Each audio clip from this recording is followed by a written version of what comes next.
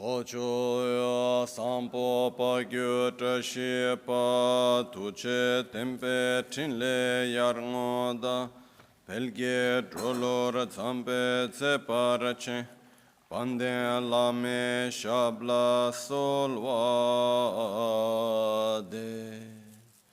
Oma Guru Vajradhara Sumati Munisha Sanekar Uta Vardanya Shri Bhadra Varsa Manya Sarva Siddhi Hum Hum Oma Guru Vajradhara Sumati Munisha Sanekar Uta Vardanya Shri Bhadra Varsa Manya Sarva Siddhi Hum Hum Omo A Guru Vajradhara Sumati Munisha Sanekar Uta Vardanya Shri Bhadra Varsa Manya Sarva Siddhi Hum Hum Omo A Guru Vajradhara Sumati Munisha Sanekar Uta Vardanya Shri Bhadra Varsa Manya Sarva Siddhi Omo A Guru Vajradhara Sumati Munisha Sanekar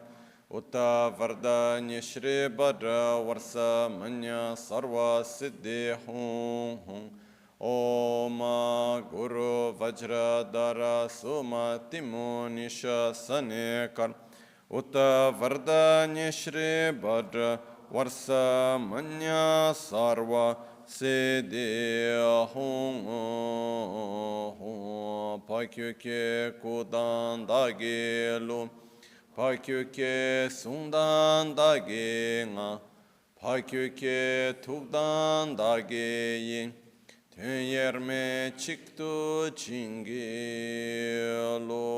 Makyuke Kudan Dagelu Makyuke Sundan Dage Nga Tugdan Dage Tünyerme Çiktu Çingelu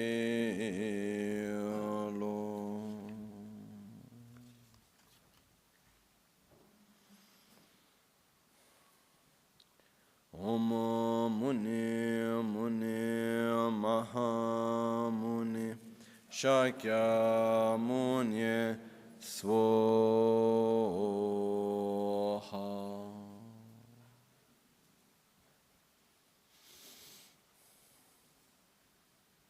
Buongiorno. Good morning.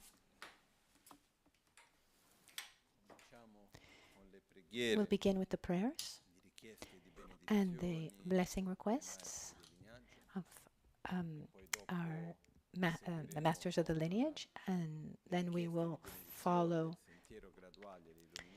for the request of blessings of the graduated path to enlightenment, and then the request for the teachings, without explaining too much now, and then we'll begin with the actual teachings. You can you can follow what's on the screen. We start with the recitation of the Heart Sutra to eliminate any kind of interference. By interference, we mean mostly our distraction, our fears, our projections, anything that takes us, anything that keeps us from listening to the teachings with a clean and neutral mind, which is really important. When we get anywhere, if we already have an attitude of resentment or fear or envy or judgment, inevitably what we're going to receive is going to be polluted by that. And these are forms of inner interferences. At the end of the Heart Sutra, we recite the mantra of Singamukha Dakini, and then 3 times we clap our hands and we imagine that any kind of interference that there may be is completely eliminated. And with the attitude of a mind, let's say clean, with a clean with a clean mind, without any kind of prejudice, we then listen to the teachings. If you see, then you have an inner state that's taken by any kind of negative emotion, then it becomes an interference to be able to listen to the teachings well. So if you still have that, then you can ask for the blessings, breathe, count your breaths, imagine that when you exhale, that emotion is eliminated, and when you inhale, you receive light nectar that nourishes this positive, at least neutral mind. So let's begin with the recitation of the Heart Sutra. Papa kunjo sumla cha tse lo dige dagi tupa tuji na chumden de gyalpa kap chago pumbo rila gelongi gendun chimbo dang chanchu sembe gendun chimbo dang taba chikdu shu te te tse chumden de samu nangwa she chao Chögi namdrangi tinge zinla nyumbra shu so Yang te tse chanchu semba semba chim Pakpa chenre zi wangju kyang shiragi paru tu chimba samu chuba nila nambra tash Bumbo ngabo teta laya rang shingi tomba nambra tao Tene sangye gi tu tsedan denpa shari pu chanchu semba semba chem Pakpa chenre si wanchu la dike che me so rigi pu an rigi pu Kan la la shera gi paru tu chimba samu cheba chopra depa te chitra labra cham Dike che me pa dang Chanchu semba semba chenpo pakpa chenre zi wangchu ki tsedan Tati pula dike che me so shari pu rigi puan rigi pumo kan la la shiragi paru tu chim Samo cheba chebra deba te ditra nambra tawra cha te Pumbo ngabo teta laya rang shinge tomba nambra yandakpra jesu tao So tomba o tomba ni su so Sule kyang tomba ni shema yin tomba ni le kyang So shema yin no tishin tu tsorwa dan dushe dan Nambra sheba nama tongpa wo sharipu Teta we na che tamche tongpa ni te tse ni me ba ma ke ba ma gak ba tima me Tima dan chawa tiwa me ba kangwa me ba wo sharipu Teta we na tongpa ni la so me tsorwa me duche na me nambra sheba me Ming me, nawa me, na me, che me, lu me, yi me, su me, dra me, tri me, ro me, rekcha me, che me to, mi gi kam me ba ne, yi gi kam me, yi gi nambra shebe, kam gi pardo ya me,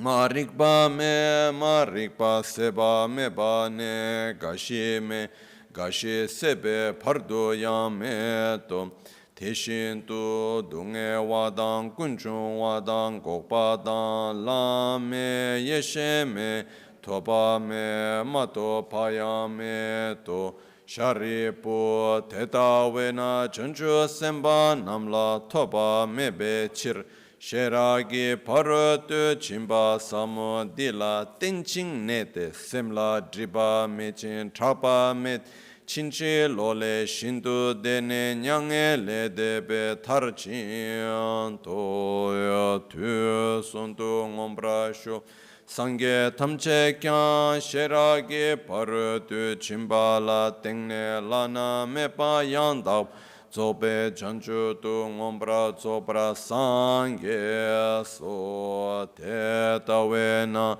sherabgi paratu chimbe nga rikpa chimbe nga lana mepe nga minyam pada nyambra chebe nga dunge tamche rabdu shivra chebe nga mizun pena dem chade shiragi parutu chimbe nga mepa tayata gate gate paragat parasamgate podi svoha sharipu chanchu semba semba chimbo nam Teda shiragi parutu chimba samola labra chao Tene chumdende tinge zing tele shende chanchu semba semba chim Pakpa chere si wangjo la lekso she jawa chingne Lekso lekso rigi pu te teshino te teshinte Chitra kyogi tempa tishin tu shiragi parutu jim Samola chebra chate deshin shekpa namkyan jesu yirango Chumden degi dike cheka tsene tsedan demba shara tati put Chanchu semba semba chenpo pakpa chenre zi wangju dan tam chedan dem Kor teda dan lhada mi dan lhama yi dan chisra Jikden yiran te chumden dek sumba la ngombra do Kala chebe ne che tamba na ngweshe tsudru ngawe tutobo chem Drupa pola mayela pushin se Nesung kandro tsola cha tse lo akka samaranza shatara samaraya pe akka samaranza shatara samaraya pe akka samaranza shatara samaraya pe akka samaranza shatara samaraya pe akka samaranza Akka samaranza shatara samaraya pe akka samaranza shatara samaraya pe akka samaranza shatara samaraya pe akka samaranza shatara samaraya pe akka samaranza shatara samaraya pe akka samaranza shatara samaraya pe akka samaranza Akka samaranza shatara samaraya pe akka samaranza shatara samaraya pe akka samaranza shatara samaraya pe akka samaranza shatara samaraya Akka samaranza shatara samaraya pe akka samaranza shatara samaraya pe akka samaranza shatara samaraya pe akka samaranza shatara Akka samaranza shatara samaraya pe akka samaranza shatara samaraya pe Taya ta gate gate para samgate bodhi svoha Papa kuncho sumgi kai dembe topchir dog para gyurchi me para gyur shivara gyurchi rabdu shivara gyurchi drage parche mitumbe chorengen batamche shanti kuru yesvoha geri tongdra gechu shiwadan midun be kendan chewadan tumba drupchin punsun tsogyurpe Tashi tekyan tendire delle show. Richiesta di benedizione del lineage. Request of for the blessings of the lineage masters. Palden Tsawe Lama Rinpoche Dagi Chibro Pede Tensho La Kajin Chembo Gone Jesonte Kuson Tugi Ngodru Tsedu So Kuson Tugi Ngodru Tsedu So Dremba Nyangme Tumba Chumdende Gyatsa Damba Chitsu Mibangwa Gyawe Lungten Pakpa Tome Sha Sangye Jansen Sumla Solwade Sangye Jansen Sumla Solwade Zamlin Kebe Tsugen Yigi Nye Ume Lamnye Pakpa Namdrude Tebe Sarne Tsumba Namdrude Jikten Mikche Sumla Sowa de Mechu Ngotra Negyur Chogi de Samu Lamgi Gyuchan Duwe de Lapchen Chepe Tergyo Namnan Ze Drove Tsala Sumla Solwa de Drove Tsala Lamche Shirchin Geze Sensan Sha Gyalwe Menga Kunzin Kusali Drogun Tsewe Chinzin Gewa Chen Drode Tebun Sumla Sowa de Drove tepen sumla solwa de chanchu tula nganye serlimpa shinda chimbo sezi marmeze lamsa sezi temba rinpoche tembe sokshin sumla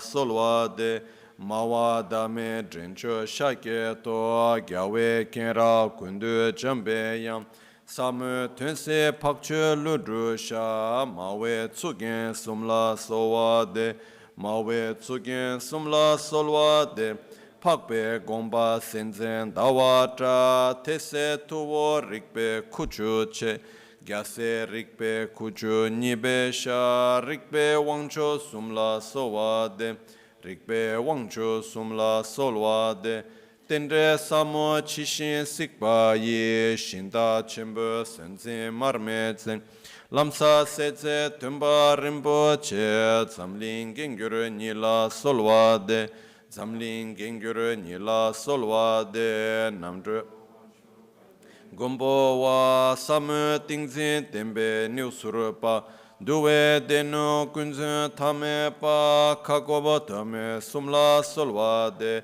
Takoba drume somla solwa de tsumbe druba lulen nangse sham tambe chinla namka gyabu dan jikten chöge pangbe senge sang gyase sangbe shabla solwa de gyase sangbe shabla solwa de janchu tugi drugun pushin sil hakbe lhayi jesun chingi lab Nikdu drove drimbe shenyen cho namka gyansen shabla solwa de namka gyansen shabla solwa de gyawe dongtsaba shenyen poto wa namcho drenda trawe shara wa janchu tugi kagab cheka wa drove rekun sumla solwa de drove rekun sumla solwa de lungdo ngada chanchu Time lungge wangcho kebe cho kamson drove gombo rinpoche neden chimbe sumla solwa de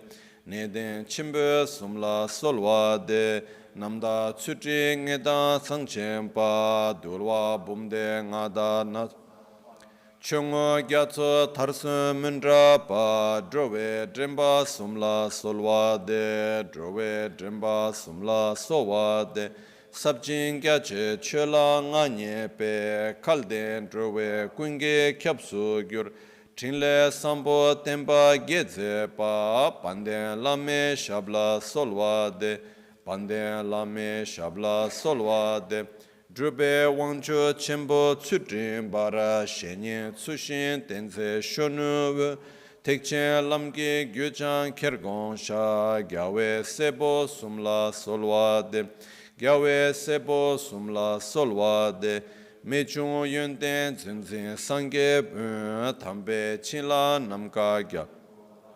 Jikten chege pangbe senge sang gyase sangbe shabla solwa de gyase sangbe shabla solwa de jancho tugi drogun pushin sil hakbe lhayi jeson chingi lab Nikdu drowa drembe shenyen cho namka gyansen shabla solwa de namka gyansen shabla solwa de mime tsewe terchen chenrezi drime kembe wangbo jambe liang kanche kebe tsugen tsungapa losan trape shabla solwa de losan trape shabla solwa de Drube wanju jambe gyatso dan kedru mawe nima gelekpe Ningyu takpe zunzen pasu je dame lama sumla solwa de dame lama sungju kunye chugi dorje dan kusung ungyuru gyawa ensapa Longdo ngada sangye yeshe sha kedru chembu sumla solwa de Kedruba chembe sumla solwa de losan chugi gyansen zimbe je teyi tukse kuncho gyansen shab lamsa tsetse losan yeshe te jetsun lama sumla solwa de Jetsun Lama Sumla Solwa De Tupte Peze Ngawan Chamba Dam Teye Tukse Losan Nindra Sha Gyatso Tabu Yende Taye Nga Chinchen Lama Sumla Solwa De Chinchen Lama Sum Losan Yeshe Temba Rabge Che Ludra Sambo Drugun Namdru Tse Losan Gyawe Chunzin Chinke Pa Tsungme Lama Sumla Solwa De Tsungme Lama Sumla Sowa De Kesan Namdren Shiwe Longdo Ten Shedru Nige Zinla Datre Wa Kadri Nyangme Tsawe Lama Lam Gosung Gupa Chimbe Solwa De Gosung Gupa Chimbe Solwa De Mangde Dambra Sharwe Kingoroge Rimni Chebe Rida Sungne Se Kesan Duche Munse Kunde Nye Tenzin Kedru Shabla Solwa Tenzin Kedru Shabla Solwa De Tusung Kyamne Malu Dubeko Losan Jambe Lekshe Druge Son Lapson Gyundre Lhundru Gyatso To Chinchen Trube Kula Solwa De Chinchen Trube Kula Jamba Tsunde Laso Pagnur Gi Tugyo Lekte Gyalten Zimbetso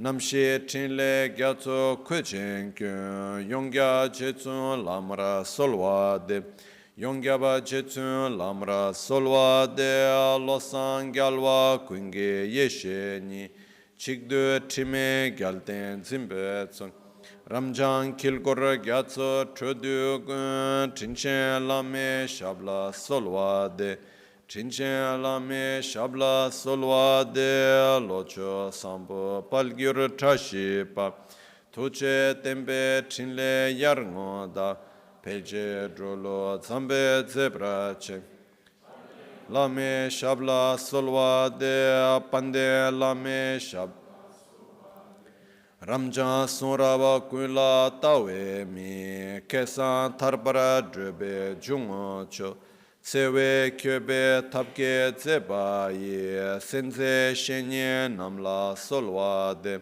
Sinze Shenye Namla Solwa De Pande Lame Nambra Tarbala Keche Tsamya Lokta Mike Shing Chize Lekbra Tongwe Mugugi Lame Chinla Semla Jukbra Sho Lame Chinla Semla Jukbra Sho.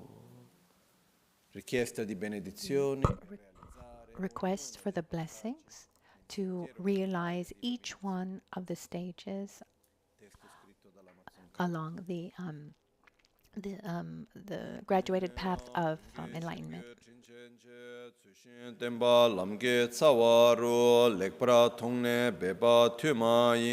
Kuba Chembe Tembra Chingelo, Kuba Chembe Tembra Chingelo, Lenche Nyebe Dalwe Tensandi, Shindo Nyeka Tunche Shegurene, Ninsen Kundu Nimbo Lembelo, Gyuche Mebra Kevra Chingelo, Gyuche Mebra Kevra Chingel, Loso Yowa Chui Chubrushin, Yurtu Jikpech, Shiwe Jesu Ludan Trimashin, Karna Ledre Chishin Tranwala, Ngeba Tembo Nyene Nyeperetso, Trashin Trawa Namkyam Pongwa Dan, Getso Tada Drubra Chebala, Takto Pagdan Dembra Chingelo, Takto Pagdan Dembra Chingelo, Chebe Mingo Dunga Kungego, Yide Miron Sibe Punsogi, Nyemi Ringne Tarbe Dewala, Tenire Chimbo Kevra Chingelo, Tenire Chimbora Kevra Chingelo, Namda Samba Tei Chambayi, Trenda Sheshin Paye Chimbo Ye, Tembe Tsawa Sosro Tarbala, Druba Nimbro Chebra Chingelo, Druba Nim. Rangni Sitsro Longwa Chishin Tu Magyura Drova Quingyan Tedrawar Tongne Drova Drolwe Kurkerwe Chancho Semcho Chongra Jingelo Janchu Simchu Chombra Jingelo Simsan Kekya Tsutri Namsula Gomba Mena Chanchu Midru Para Lekpra Tongne Gyase Dombala Tsumba Chakpa Lobra Jingelo Tsumba Chakpa Lobra Jingelo Lokpe Yula Yengwa Shiche Chin Yangda Tunla Tsushin Chepa Yi Shine Lakton Sonto Drewe Lama Mirto Gyula Kevra Jingelo Nyurto Gyula Kevra Jingelo Tumo Lamcha Nudu Gyurbana Tekpa Kunge Chugyuru Dorjete Kesan Kewo Jungo Dambater Dela Nidu Chukbra Jingelo Dela Nidu Chuk Tetse ngodru namni drube shi namda tamze domba sungwala chema mimbe ngeba nye gyurne sokdan dede sungwara chingi lop sokdan dede sungwara chingi lo tene gyude nimbo rimnigi nenam chishin tongne tsumba ye tunshi neljura chole miye war Dambe Songshin Drupra Chingelo, Tambe Songshin Drupra Chingelo, Dedra Lamsan Tembe Shenyen Dan, Tsushin Drube Drenam Shaptenchi, Chida Nange Pardu Chebe Tso, Nyevra Shivra Chinge Labdoso, Nyevra Shivra Chinge Labdoso, Akewa Kondo Yanda Drame Cheke Pela Longche Chin, Sadan lamge yönte rabzone dorje change kopa nyurtobesho dorje change kopa nyurtobesho. Offerta del mandala. The mandala offering as a request to receive the teachings.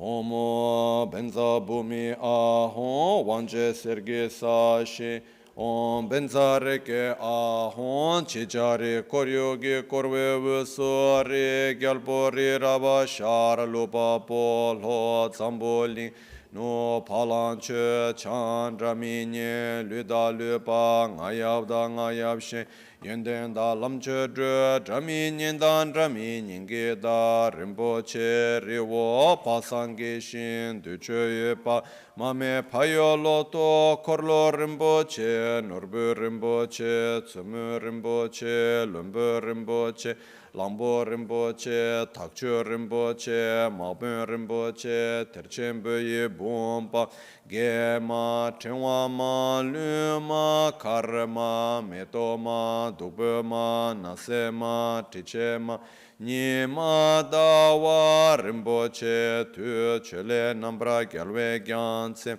Usul, Hadami, Penjura, Pinsun, Soba, Ma, Tsawame, Tsanshe, Yitu, Wawa, Teda, Trinche, Tsawa, Dangurwa, Chebe, Pande, Lama, Tamban, Kebra tuyan tsawe lama tamba jitsun losan yindraj Pe sambo shingane tekpa chimbo sungche samo lekbra shuwe yun Shingam burwar gi wo tuje drowe tundu sheso so shene kyang daso drowa magyo namge tadan Simjen tamche la tutse wa chimbo gun chinge labdu so Sashipeki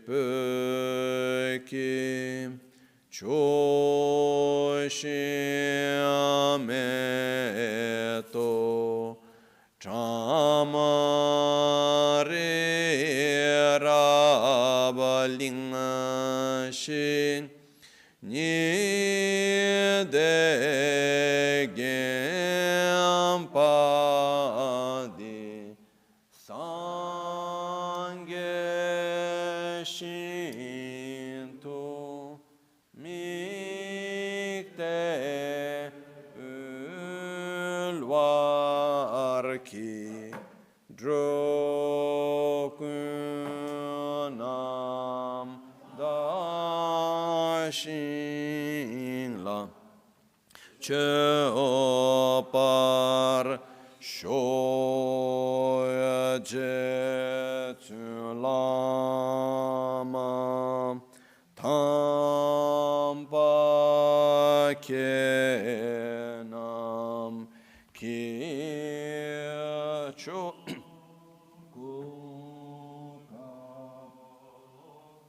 kien tse tin tin ji tara tsampe du che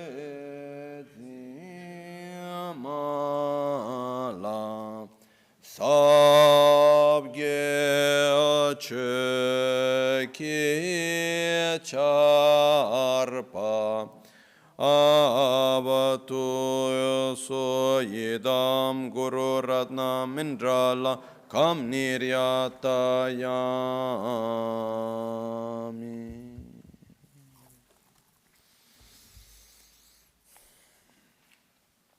Sangye chedan soge chonam la chanchu pardo dani kyapsu chi dagi cheshe gibe sonam ki drola pinchre sangye drupar sho sangye chedan soge chonam la chanchu pardo dani kyapsu chi dagi chechin gibe sonam ki drola pinchra sangye drupar sho sangye chedan tsogi chonam la chancho pardo dani kyapsu chi dagi chechin gibe sonam ki drola pinchra sangye drupar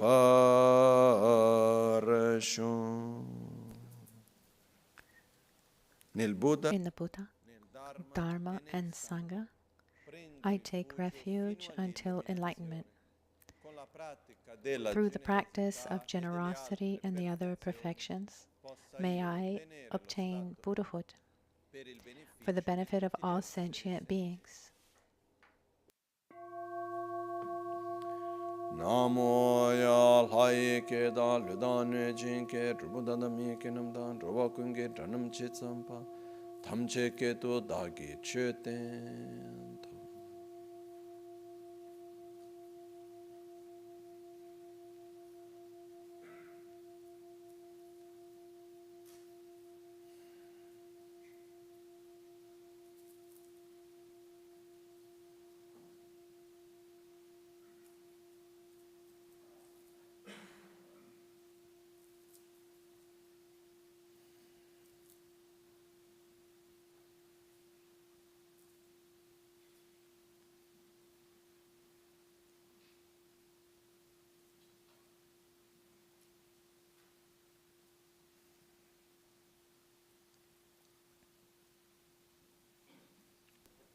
Buongiorno.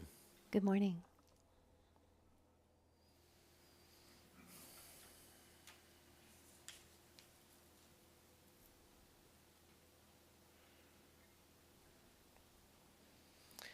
Immaginiamo Let's imagine that we want abbiamo un campo, no, su cui to grow something. We have some soil. We want to plant beautiful things, and we have a little bit of land, and we want to take care of also the plants that already are there. One of the first things that we need to do before we think about the seeds and the water, the plant itself, first of all, we need to have fertile soil. If we don't take care of the soil where we're going to plant, no matter how wonderful the seeds are, and we add the water, we water, if the soil, if the land is too acidic, we're not going to be able to grow what we want. So the first thing that we need to do is to prepare the soil. And the same thing happens when we meet each other, when there's an exchange between two people or among people, like this moment here, or if we're going to read a book or listen to something recorded, when there's an exchange where we receive something, actually what happens is, on our side, we receive information There is an energetic exchange. We receive what we receive, beyond the quality of what we're receiving. I mean, this just depends a lot, depends so much on the soil where we're planting these seeds. If the soil is polluted, I can put the best seeds ever. We can look for organic seeds, biodynamic seeds, or the best seeds possible. But if the soil isn't good, nothing's going to grow. Maybe it even transforms into something that's harmful. I can plan wonderful things, plant wonderful things onto polluted soil, like Chernobyl, for example. So whatever grows there is actually going to be harmful. And this is why since a long time, a lot of importance has been given to the attitude that we have in front of someone else. I mean, this has to do also with life in general, but in particularly when we're receiving teachings. In our everyday life, if we go and talk to someone, for example, it could be someone like a family member or a friend or a colleague, regardless of the context, the attitude, the inner attitude that we have when we come face to face with the other, that changes everything that we're going to receive. If I get there with judgments or preconceptions, or if I'm already a little bit jealous or upset, or any kind of state like that, automatically I'm polluting the exchange. Here in the temple, for example, at the entrance, both on this side here, but mostly where there's that main door, usually we enter from the side door because it's just more comfortable to leave our shoes. But there's also the main entrance in front, and so traditionally, when we're in temples, we have white steps to remind us that before we enter, we need to review our motivation and take away from our mental, emotional state things that are dirty. But it's important to remember that it's not just about receiving teachings or going to a sacred place, which is very important. Otherwise, we do an enormous, we put a lot of effort into this, and we even come from far away, but, we put so much effort, and we come to the Gompa. We've traveled so far, but we're just stuck with all these negative minds. And then what we receive doesn't actually nourish what's inside. And it's also a very important aspect in our everyday life. It doesn't matter where we go, at work or our everyday life at home. Let's remember that when we are in front of someone, it's not just what the other one is saying. There's also, we're the ones listening, the emotional state that we're in. And we're going to listen and receive through those filters. So let's always remember that let's review our state when we're in front of someone else. That's generally speaking. All these prayers, all these recitations that we've just done at the beginning, we do them because when there's something that's very, very important, so over time to not lose them, they're transformed into rituals. So before Lamrim teachings, we do these kinds of recitations, the blessings, the request of blessings from the masters, the request of blessings of the stages of the path, the offering of the mandala. It seems like something we have to do because that's tradition, when actually this is the moment where we give importance to preparing our soil, looking at our motivation, clean our motivation, and see, okay, there's a little bit of fear, there's a little distraction, there's a little bit of judgment or preconception. So whatever could pollute our mental state, that's the moment to clean it. And I've said more than once that we would do a translation of these verses. So here now we have this this booklet. It's called the prayers. The literal translation would be the literal translation of solde, this request, supplication. So the supplications to be read at the beginning of the Lamrim. This is what we've just done, just what we've done before the Lamrim teachings. So you can take this, so you can recite it before the teachings, but you can also keep it at home if you're going to listen to some teachings on the Lamrim, or read something from the Lamrim, or meditate on the Lamrim. These prayers are very, very beneficial. So we are connecting to the blessings of the lineage. We're also reviewing our motivation. So that was something I wanted to say. Now,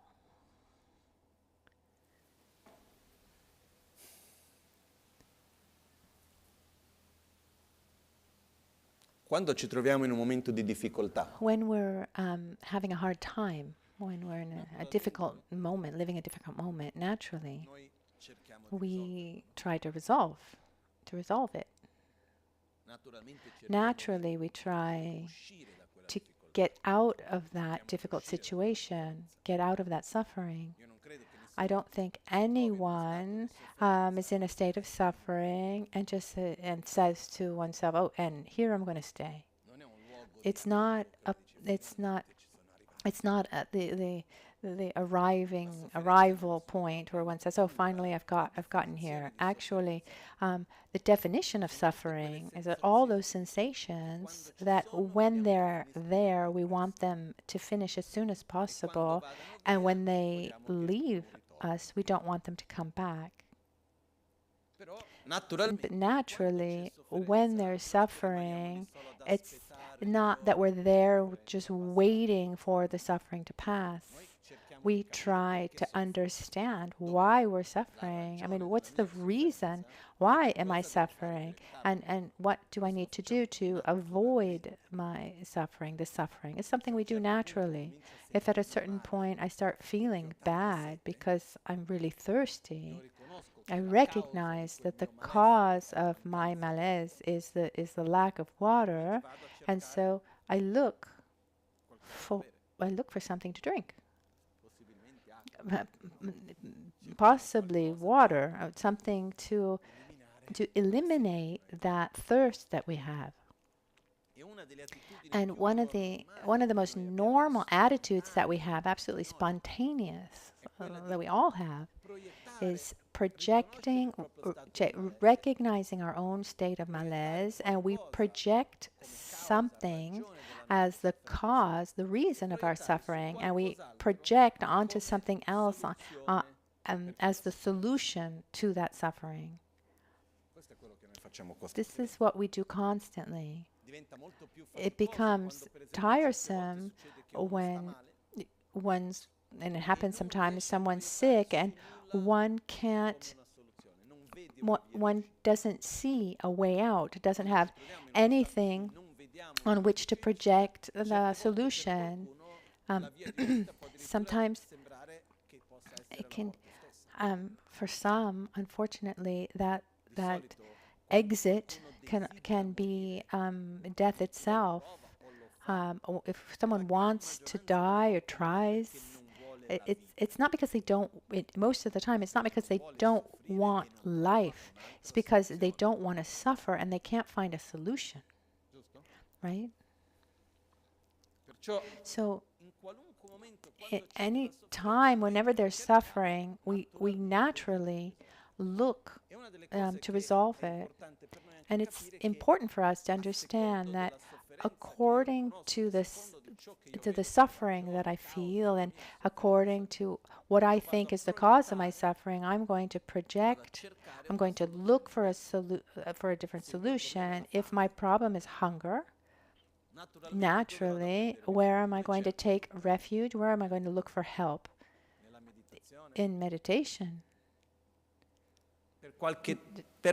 Maybe could work for half an hour, but after a while, I need to eat, and so I'll end up taking refuge in the restaurant, the corner restaurant, or mom's house.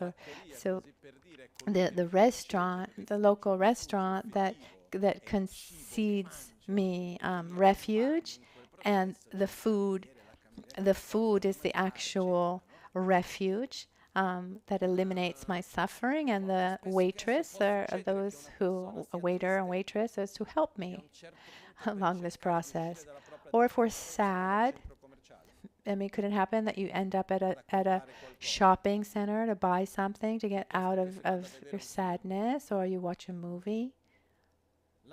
So the most normal attitude that we all have, and this isn't about being Buddhist, or it's the same for everyone,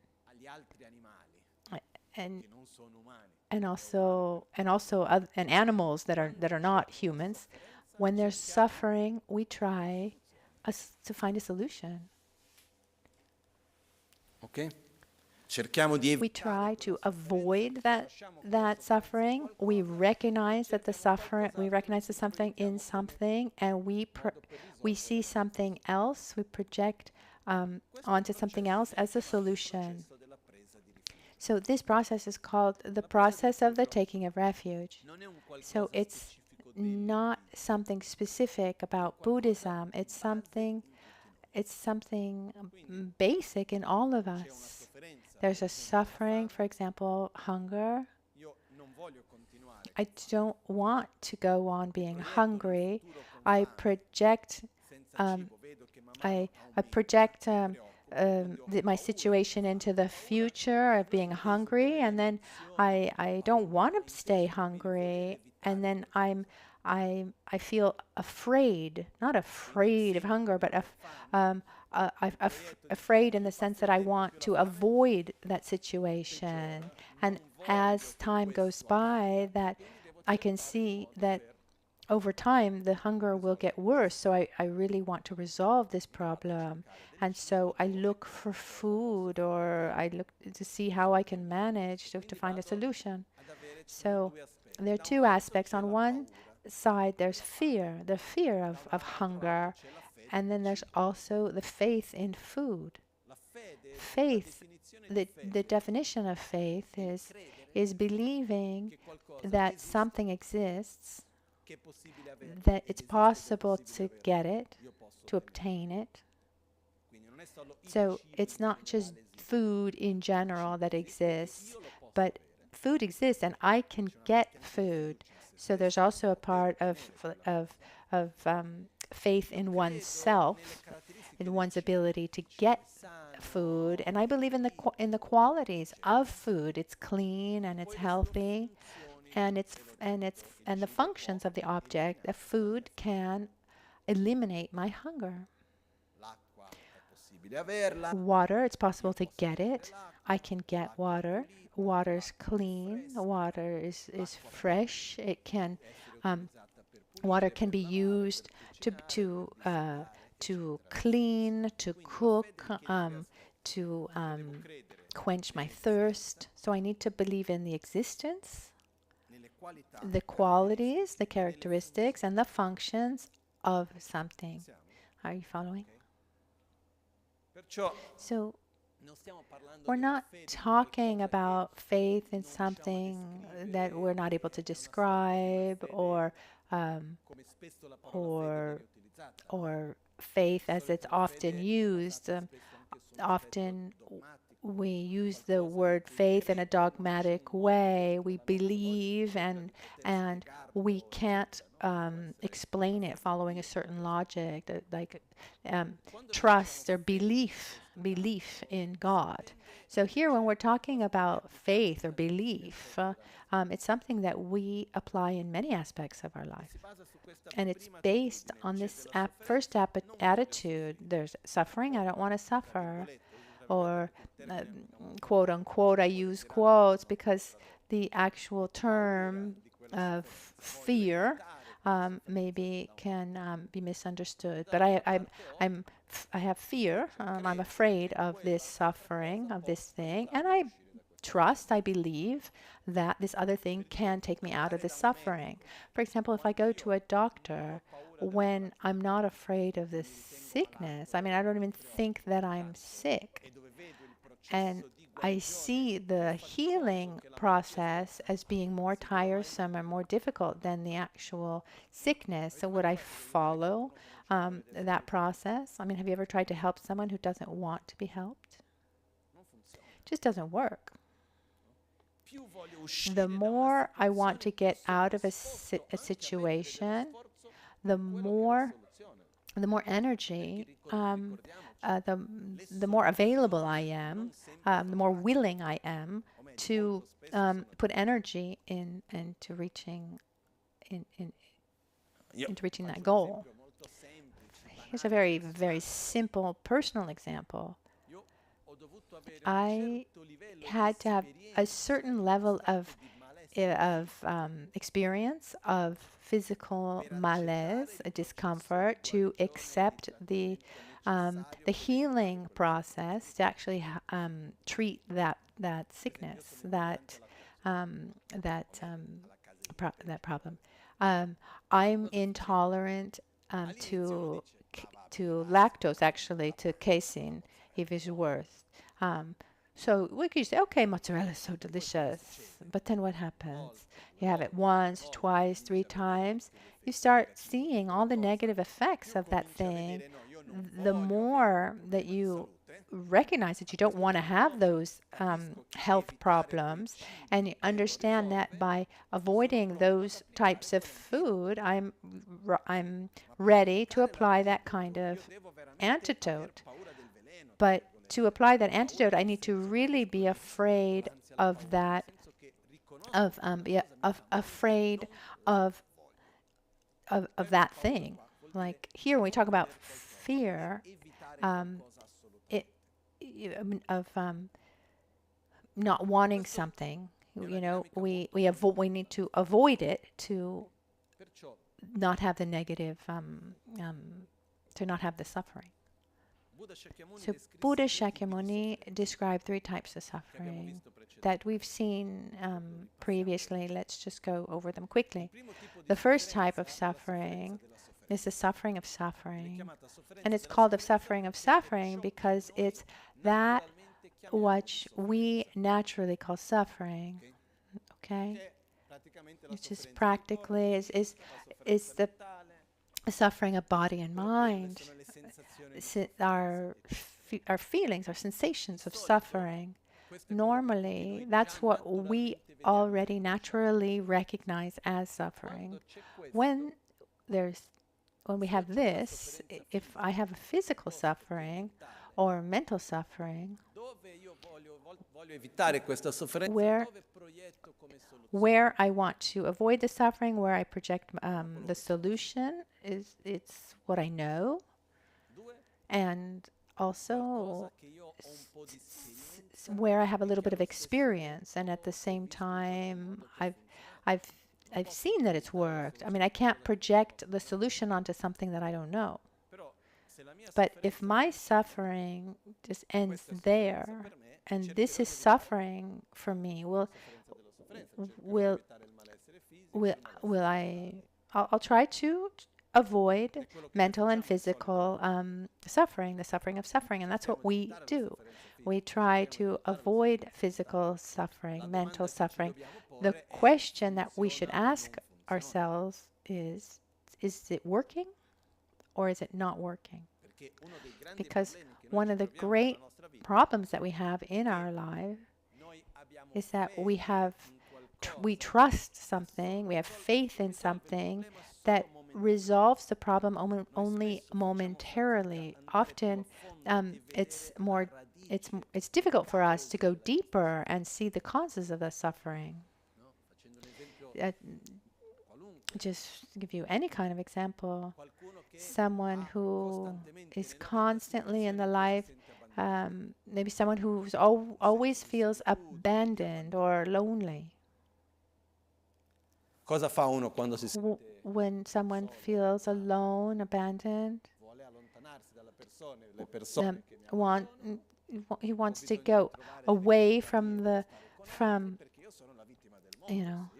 one feels like they're the victim of the world and wants to move away from the people that abandon him, and so maybe I put a lot of effort into finding new people to be around, and then after a while I feel alone and abandoned, and then I put effort and I change my friends again. I go into another context, and then how do I feel? I feel alone and abandoned. Because why? Because that feeling of abandonment and loneliness is something that comes out to show me a wound that I have and it hasn't been treated. Maybe it's been there since childhood, but the point is I'm living this present moment through the filter of my past and not able to do differently. And if I don't work on my past, work on the causes, the deeper causes of that suffering will just keep coming back. And there are things that momentarily can placate that suffering. I go to a shopping center, I buy something I like, momentarily that suffering passes. Sure, I mean, I'm pretty sure that we've all had this experience several times. But then what happens? Momentarily it works. But does it resolve the problem? No. The second type of suffering is this. The Buddha says the suffering of suffering can be resolved. It can resolve momentary things, but we still have the suffering of change. So, using the same example, if I have a deep wound of loneliness, no matter how many moments that I create to feel better, or I go to the bar, I find new friends, as soon as the effects of that situation or those situations end, that feeling of loneliness comes back. And this means that there are solutions that are momentary, but they can't resolve the problem if we can't resolve the deeper problem. So sensory pleasures like eating or sex, or the physical affection that we can feel with someone, seeing beautiful things, hearing something beautiful, all the pleasures of our five senses. Nothing wrong with any of that, but their effect is momentary, palliative. They can distract the mind. So I'm taken by that pleasure, I experience that pleasure, and given that our mind is not able to live two opposite sensations at the same time, I feel bad, I feel lonely, and then I have a pleasure, I'm distracted by that, and when that effect ends, sooner or later it comes back. So the suffering of change, or the suffering of change, means, I can have moments of pleasure through sensory pleasures, or obtaining material things, or power, or wealth, or recognition of my image, etc. I can obtain these momentary pleasures, but what happens is, after a while, that suffering comes back, and that thing that sustains somehow my that state of well-being, after a while, it just doesn't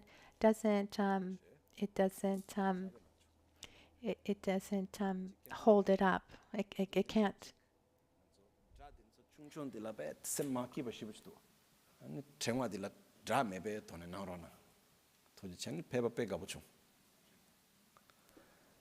Avevo una cosettina dietro la mente che dovevo salutare.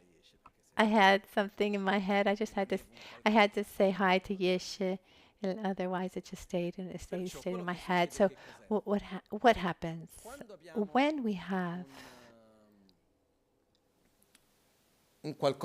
something that resolves the suffering momentarily, and then after a while it just doesn't work anymore. The example that we've given 1,000 times is water. I'm thirsty. I drink water, and I keep on drinking water, and at first that feeling of suffering goes away. But then I just keep on drinking water, 1 liter of water, 2 liters of water. What at first gave me pleasure, then now brings me suffering. And this is the same for any pleasure. Music or caress. I mean, think about the most beautiful music in the world. But if you listen to that music for 24 hours a day and you can't turn it off, after a while it becomes a form of torture, and it was actually even used as torture.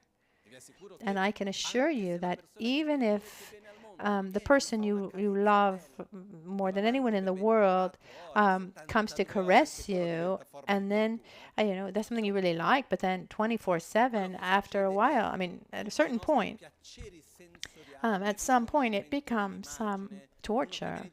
So even the recognition of our image, if someone comes to us and says, "Oh, look how beautiful you are. Oh, you're so wonderful. Oh, you're so humble." I mean, something that nourishes our ego. But then after 5 minutes, "Oh, you're so beautiful." And then another minute later, "Oh, you're so beautiful." At a certain point, it's bothering us. So all the pleasures, all sensory pleasures, the recognition of our image, even material things. I mean, once you've obtained them, I mean, after a while, they just don't sustain that state of well-being. When we recognize that as suffering, or that moment of the moment of pleasure is not suffering in itself, but it's the nature of suffering, because I'm not resolving the problem, I'm just covering it up with something else. Let's remember that, I mean, there's nothing wrong with sensory pleasures, nothing wrong with obtaining, of getting material things, or recognition of our image, but they can't sustain, they can't uphold a state of well-being.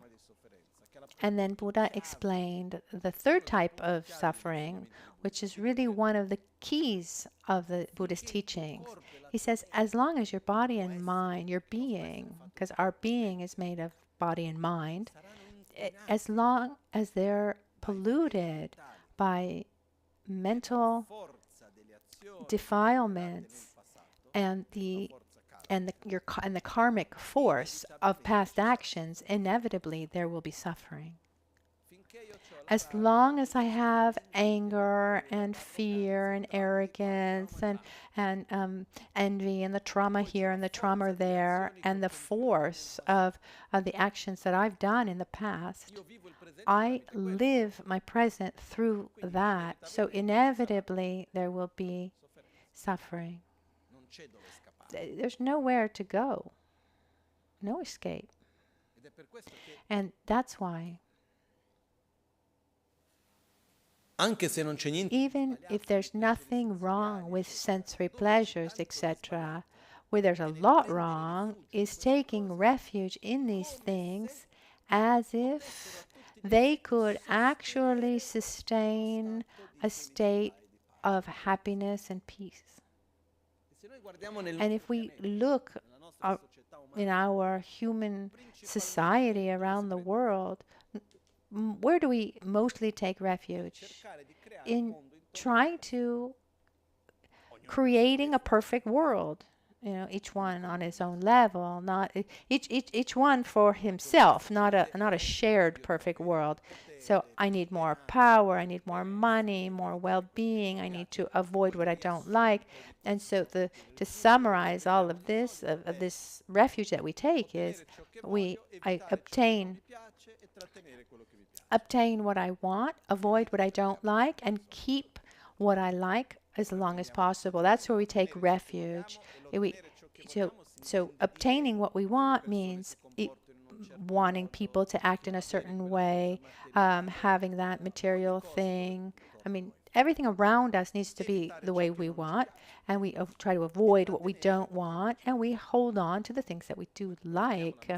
I mean, this is where we project our happiness, and consequently, we take refuge in those things.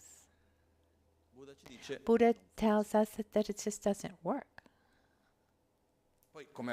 And as we saw before, sooner or later, what happens?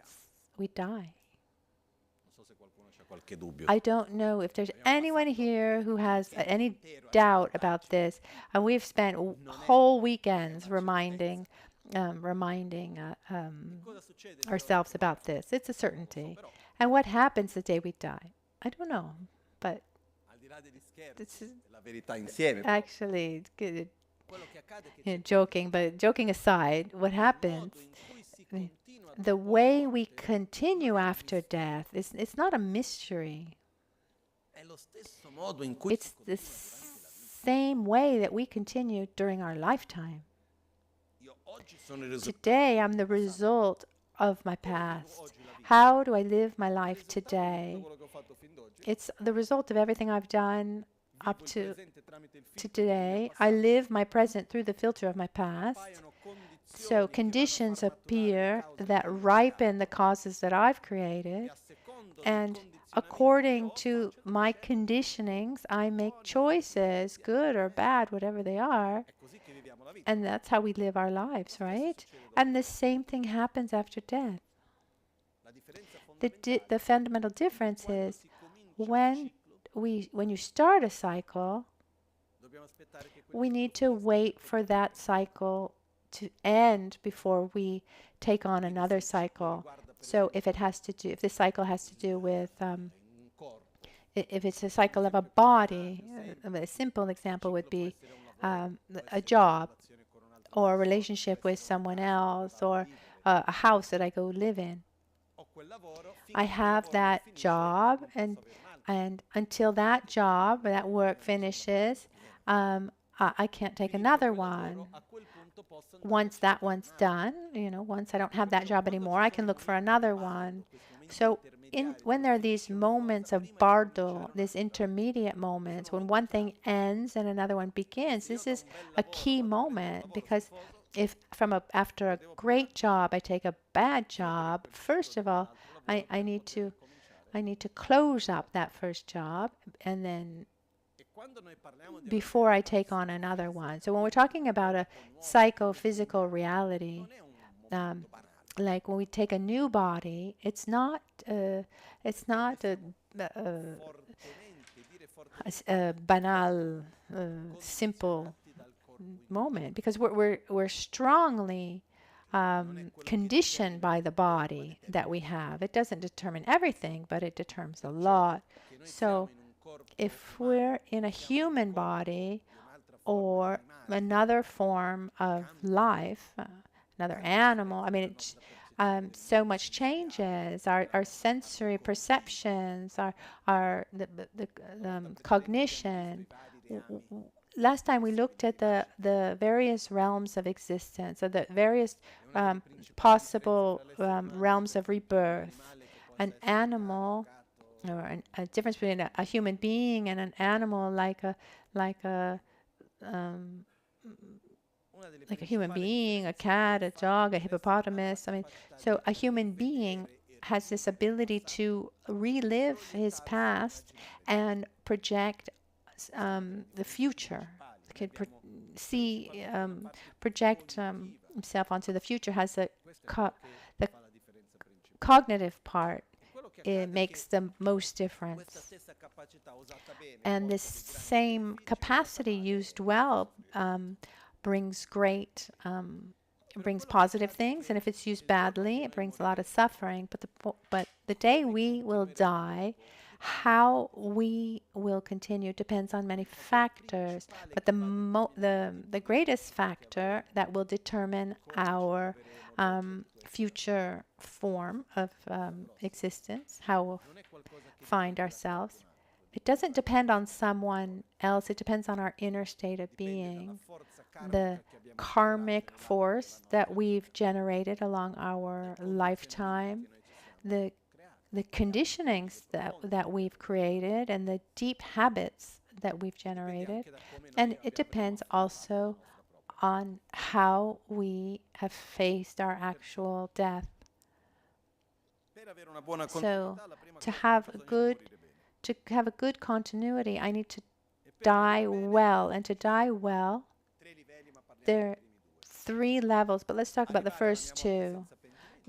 Get to death without regret, which means being at peace with my life, being at peace with my past, which doesn't mean that everything went well, but I'm at peace with my past. I apologized where I needed to apologize. I tried to apologize also with requests to excuse oneself, to apologize also with ourselves, and also to not be afraid of dying. And here we need a deep trust in ourselves and in something very deep within this, an identity that transcends this body, this life. And then there's another point as well. Let's imagine that we go to sleep and we wake up with a total amnesia. We don't remember our name. We don't remember the people around us. Nothing. What continues of us? If before amnesia we were kind, and after amnesia, what happens? We keep on being a kind person. If that kindness was if that was genuine, if I was just playing a role, then probably that kindness won't come out. It won't come out afterwards. But our character, our personality, talking about deep aspects of our personality, will continue on, and the same thing happens in their next life. So the question is, who do I want to be? I want to be reborn as a loving, balanced, joyous, kind person with a predisposition for positive things, or do I want to be born as a nervous, irritable, angry person with a predisposition for aggression and violence? I mean, how do I want to be reborn? And here we start asking ourselves fundamental questions. What do I want? In the sense, I want to avoid suffering on the superficial level, or do I want to go deeper to not just work on the causes of my suffering, but also in assuring myself a good continuity after death? I leave it up to you to find your answer. And this is not about being Buddhist or not. It's a question of choosing the direction that we want to give to our life. This is what are our priorities? This is a fundamental question. My priority is my priority living a comfortable life or living a meaningful life? Not that the that the meaningful life can't be comfortable. But there's a huge difference. This distinction makes a big difference. If my objective is to live a life that's comfortable, then my objective is comfortable survival. And then I can do nice things too. But life is lived in and of itself, for itself. And it's often what we do. Another aspect is living life. And we talk about life, we're talking about every moment, every opportunity, every person that we meet, every word that we said, live life as a means of to grow, to better our inner qualities, overcome our shadows and our negative karmic the forces, heal those deep wounds and create positive predispositions within. And according to what we want, then we need to trust one way or the other. So if I want to learn to dance tango, do I go to the Lama? Don't come to me. Maybe there are other lamas who know how to dance tango. I don't know any, but no, you go to someone who knows how to dance tango well, and who's also a good teacher, a tango teacher. You go to that. So if my priority is to learn how to dance tango, I look for someone who can teach me. So someone has a good experience, there are many characteristics that we need to look for that are necessary. To be a good teacher, knows how to dance well, who wants to teach me, etc. But according to what I want, I naturally will look for help in one area or another. So before talking about our point today, which is the taking of refuge, and then we'll take the text again. The fundamental question is what am I taking refuge from? Because taking refuge is not something Buddhist. Taking refuge is a natural, spontaneous act that we all do every day, all the time, since we were children. When we're small, and we're hungry, and we don't want to be hungry, where do we take refuge? Not even the mom, but the breast of the mother. Have you seen many children? Then even children, newborns. They don't even know how to speak, and they recognize they don't want to suffer, and they've seen that there's something that resolves the suffering, and they say, mama, titi. So something marvelous in Buddhist teachings is they don't add something artificial to our life. It's what we already do, but in a wiser way. The Four Noble Truths, for example. We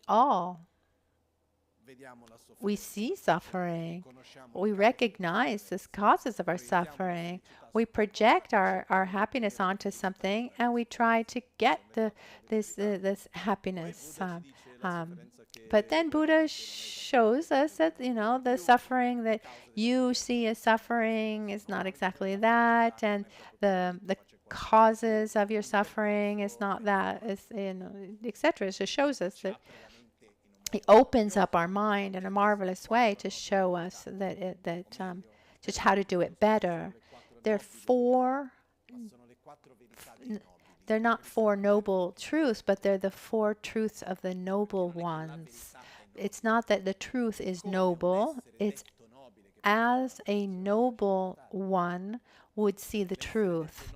So there is an Arya, is a being who's been able to get out of his own ignorance, his own cycle of suffering, his own samsara. An Arya I mean, so a noble one, an Arya, how does an Arya see? So these four questions to which we all have an answer, but how does an Arya see these points? Someone who's been able to get out of the cycle of suffering. So the four truths, like how someone sees truth, sees reality from the point of view of an Arya, a noble one who's gotten out of suffering. So we talk about the Four Noble Truths. It seems like that truth is noble, and yet it's the truth of the noble ones. But just to show you, to say that the Buddha, these are normal things that Buddha is showing us in a different way. So the taking of refuge, which is called the entry, the door, the entryway to the practice of to Buddhist practice, so the taking of refuge in Buddha, Dharma, and Sangha. But we already have this taking of refuge, and it's really important for us to look deeply at ourselves and ask ourselves where we actually take refuge. One question that I've asked myself, and I share with you now, what if someone asked us, okay, I give you the opportunity, this possibility of having a comfortable samsara right away, or a certain enlightenment, but over time, maybe 16 lifetimes, or a comfortable samsara for 50 lifetimes. Non so neanche cosa c'è dopo la morte. So people say, well, I don't even know what comes after death, so let's start with a comfortable life. And then enlightenment, little by little, I'll look at that later. Maybe there's even another way.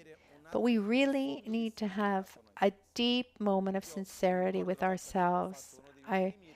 One of my first solitary retreats, a little bit longer, when I did that, I realized that two of the main interferences along our spiritual path are lack of sincerity with ourselves and the lack of concentration.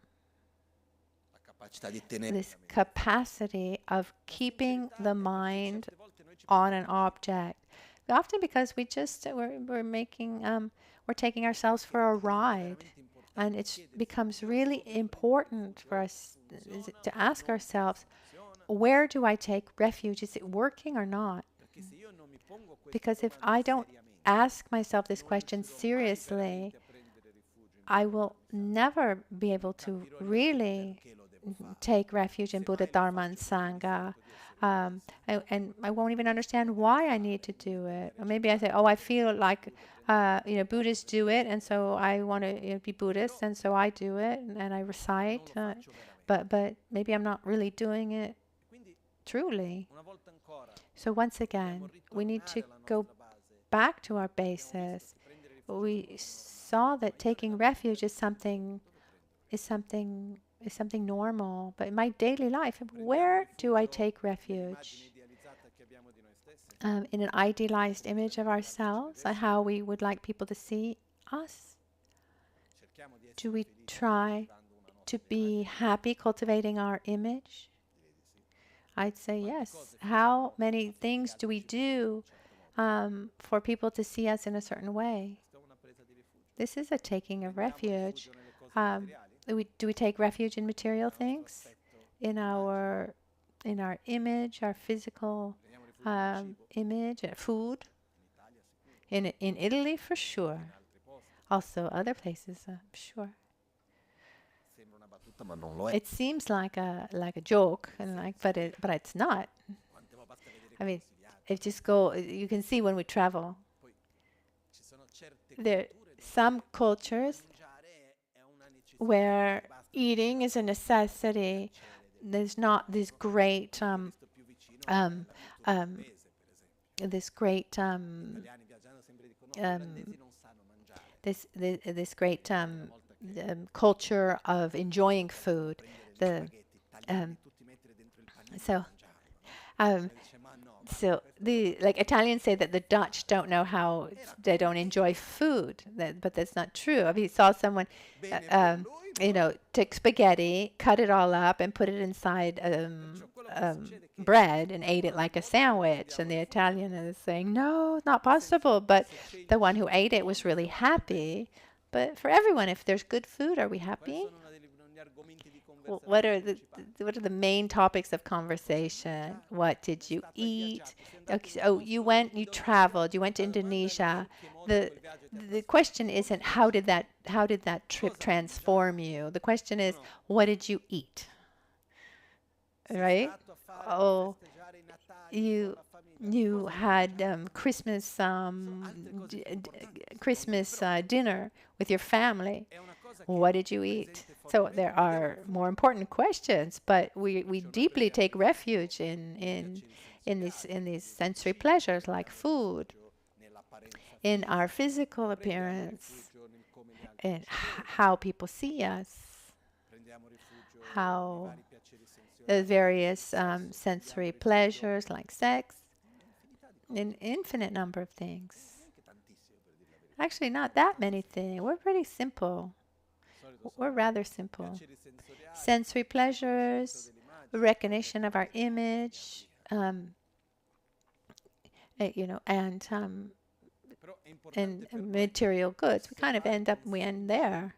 But it's important for us to be sincere. Take time and ask yourself really sincerely, where do I take refuge? Remember that refuge, when we talk about refuge, we're talking about what am I taking refuge from and in what am I taking refuge in. We need these two aspects. And one of the main aspects that we take refuge in is this sensation of pleasure that we get with dopamine. So we take refuge in many small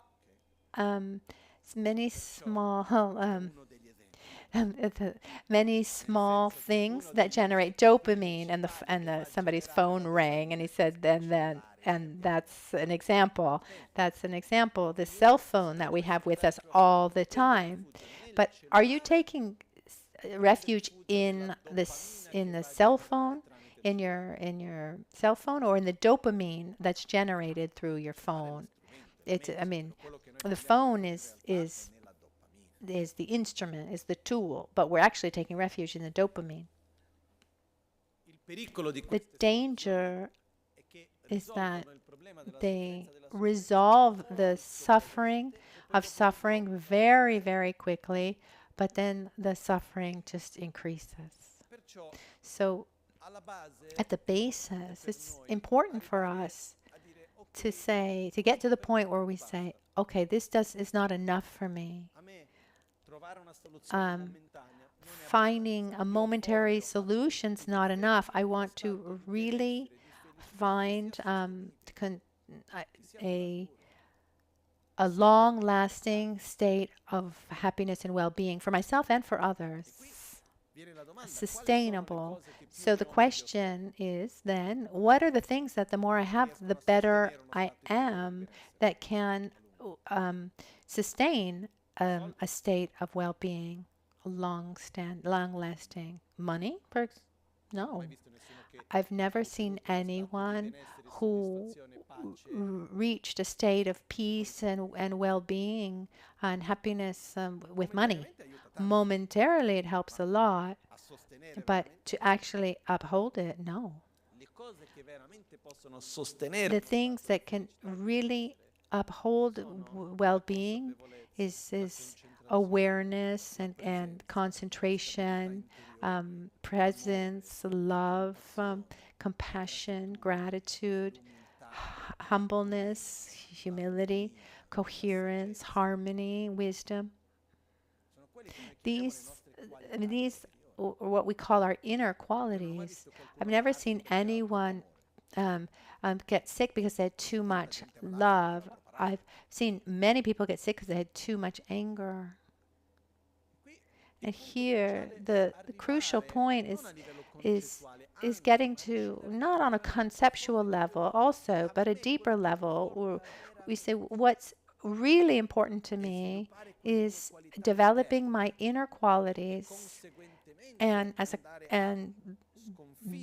also overcome those states that generate suffering. Because if I have darkness and I bring light, well, I don't have darkness anymore. If I develop love and compassion, naturally I diminish my selfishness. If I generate generosity, naturally I have less miserliness. So it's not about what I have and what I do, what I receive, but it's about me inside. Who am I? Is my priority to be a loving, peaceful, patient, stable, harmonious being? If that is really our priority, then at that point we need to see how we can do it, and there we need help. So where do we take refuge? The shopping center doesn't work. Food doesn't work. All the sensory pleasures, they're not going to help. Money, not even. The recognition of our image, no. And at a certain point, we look around and we say, who could really help me to get out of this state of mental defilements and develop all these positive qualities like love and wisdom? I need an interaction that allows me to develop these qualities. And here there's a marvelous characteristic that we as living human beings, we have this ability to interact with each other, to influence each other. Let's remember that wherever there's interaction, inevitably there's transformation. If I'm with someone who's always angry, I can influence that person positively, or that person can influence me negatively, or both on each side. But if I'm with someone who's loving and balanced,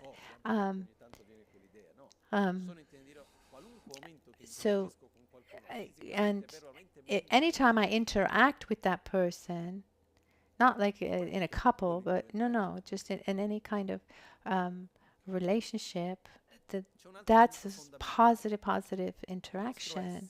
There's another point. Our being, we're malleable. We are not fixed. We're interdependent, and depending on the interaction that we have, the words that we say, the physical actions that we have, this process of transformation, this process of transforming positively, is called the Dharma. The Dharma is what's taught to me a little bit. It's like what's written here in this book. This is Dharma. But the Dharma, if I say I'm teaching Dharma, it can be found in the map. But the actual, when there's the map, but the Dharma is the actual process of walking the path. So the actual refuge is the only thing that can actually help us to develop these qualities and gradually diminish our mental defilements. There's not another way. There's not someone here to save us. There's not And here's another point. If someone had the ability to eliminate the mental defilements of everyone and take them to a state of peace, why not? This is a little cynical, but something's just not right in that thinking. It's said in Buddhist teachings that if we weighed on one side all the Buddhas, all the enlightened beings, who are marvelous beings, and on the other, in the middle is the being, and on the other side we have the power of that person's karma. If we ask which has more power over that person, they say it's the same. So I'm conditioned by my actions of the past, my thoughts, my choices, my interactions, through these filters, and nobody can take that away from me, if not myself, in a gradual way. So actual refuge is a refuge in the Dharma, in this process, this graduated process of transformation where every moment of our life becomes an opportunity to familiarize ourselves in one way or another. But to do this, we need help. Also because we're not able to see what we can't see. Once I saw what we don't know. Once I read an article that talked about some kind of research. It said like something about like over 95, 98%, something like that. So more than 98% of our thoughts are nothing other than repetitions of previous thoughts. So what happens is, the more I interact with different things, the more I'm able to open up my mind to other realities. The more I interact with similar things, the more I'm blocked in that process. And we see this with the polarization that's happening in society. I need someone who can see reality differently, that can help me, show me how to see reality differently. We use an analogy of someone with open eyes, because my eyes are closed. Someone who can take me by hand and is going to help me open up my eyes. That gives me the right direction. It shows me what's harmful, what's beneficial, how to walk, what to do. I need help. And given that it's a graduated and gradual, slow path, I also need support. Because after a while, maybe we get tired, we lose, we get discouraged. So we also need support. That's why refuge originally, so Buddha talked about refuge in Dharma. And one takes refuge in the Dharma actually when one puts into practice the teachings.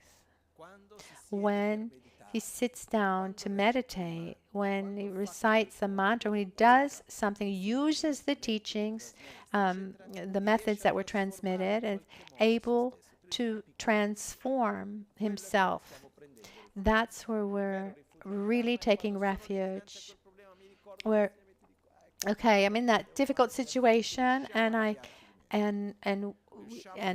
we do something. We're able to get angry less. We're able to have a mind that's more stable. We are really taking refuge. And that's the most important thing. And to do this, we need to train, we need to receive teachings, familiarize ourselves, do our practices, and we need someone who can guide us.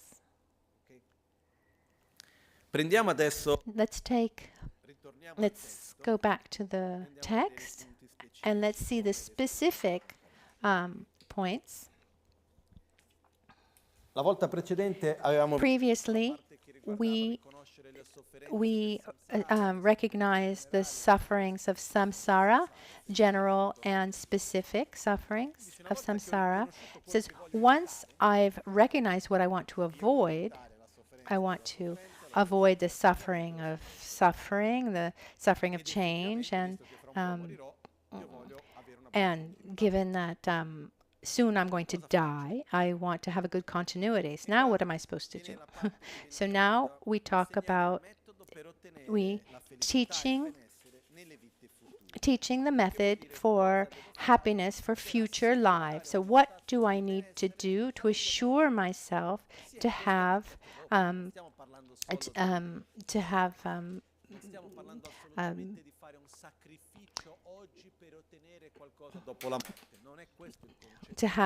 positive rebirth? We're not talking about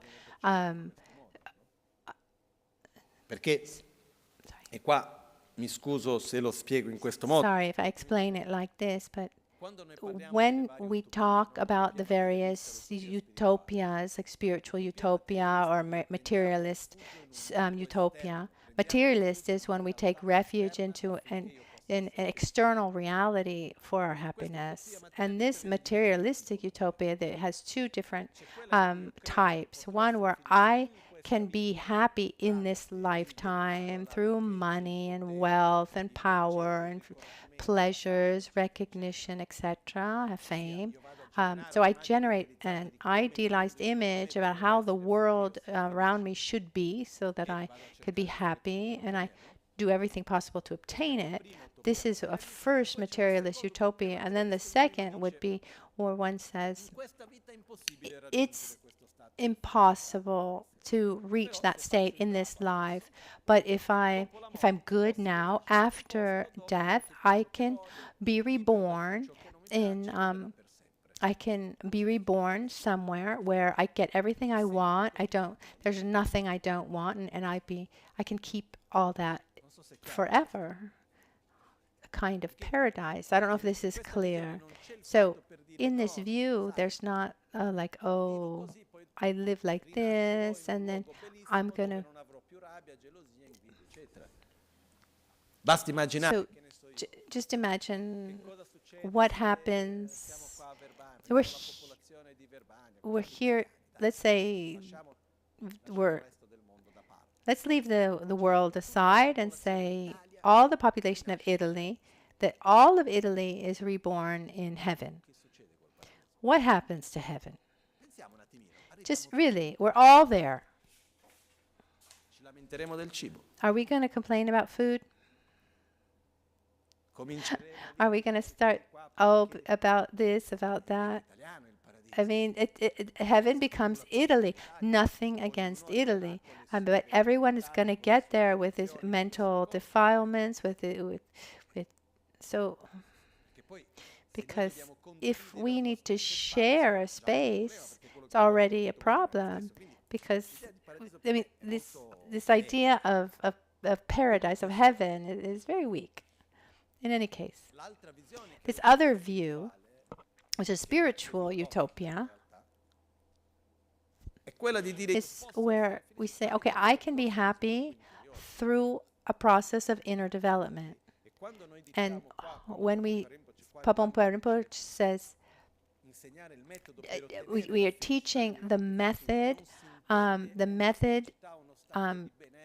to teach to have happy future lives, but not based on external things, but based on inner conditions. So first you need the taking of refuge, which is the entryway to access the Dharma. Not teachings, but the actual Dharma. The actual refuge is the Dharma. So this is this door to access.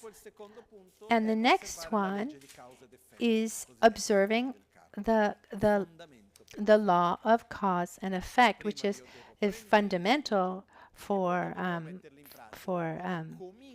happiness. So one starts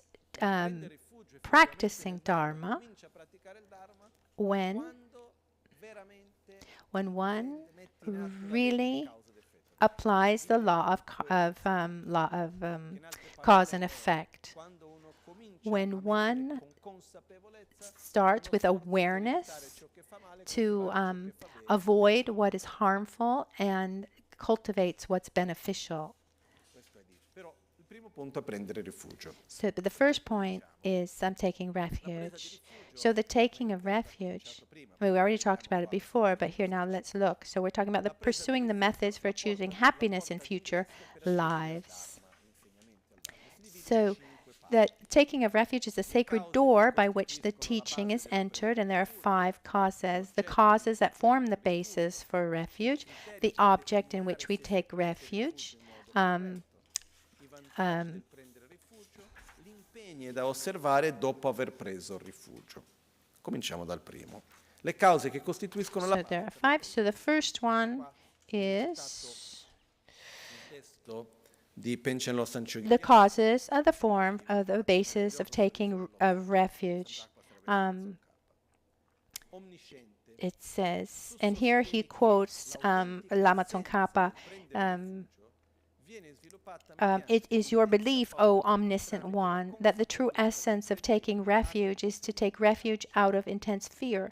And with the knowledge of that, then the knowledge that the triple gem is what possesses the power to save. And we already saw this, that we have fear and also faith or trust. And here, when we're talking about taking of refuge, what should we be afraid of?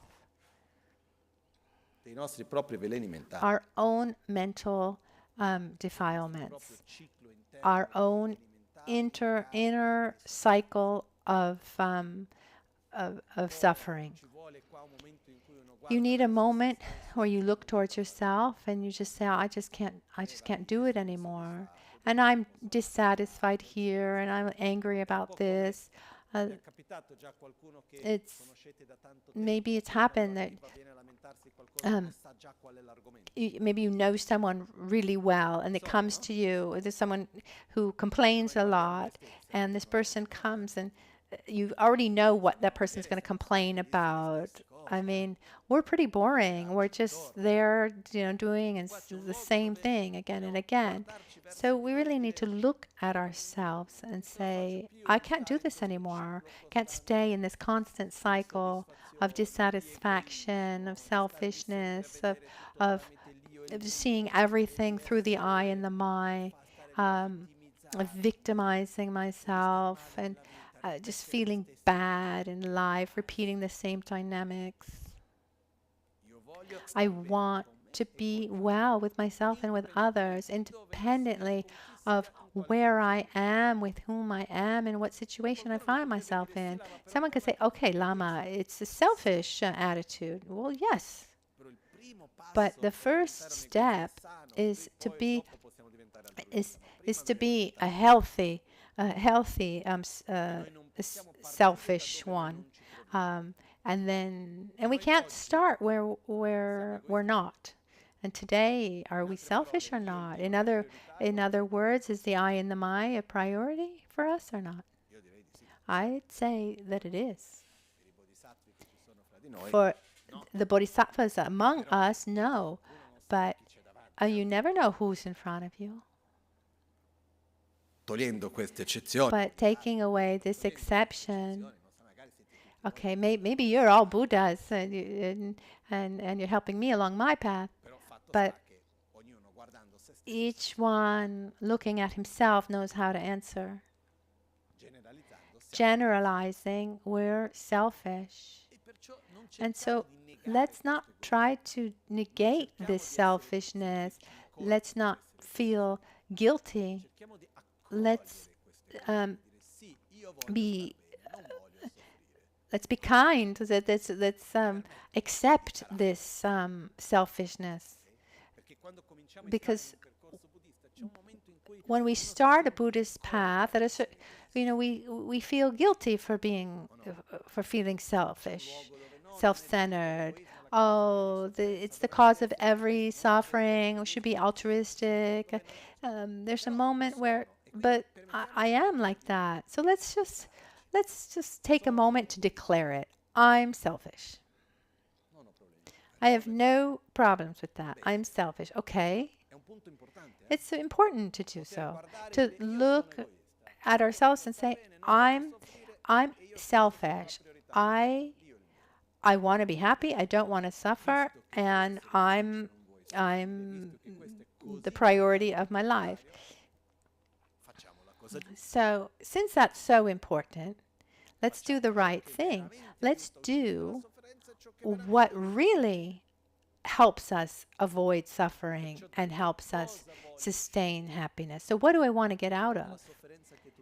The all-pervasive suffering, because I recognize that as long as I have ignorance means this grasping to reality as if it existed in an autonomous, objective, permanent way, intrinsic way, which it doesn't. We relate to everything and even ourselves as if they existed autonomously, independently. Just like, for example, in this moment, you see me, right? And if you ask the person next to you, do you see Lama? What would the answer be? Yes. It's if I asked you, do you hear the sound of the singing bowl? Yes or no? But when I ask you, do you hear the sound of the singing bowl?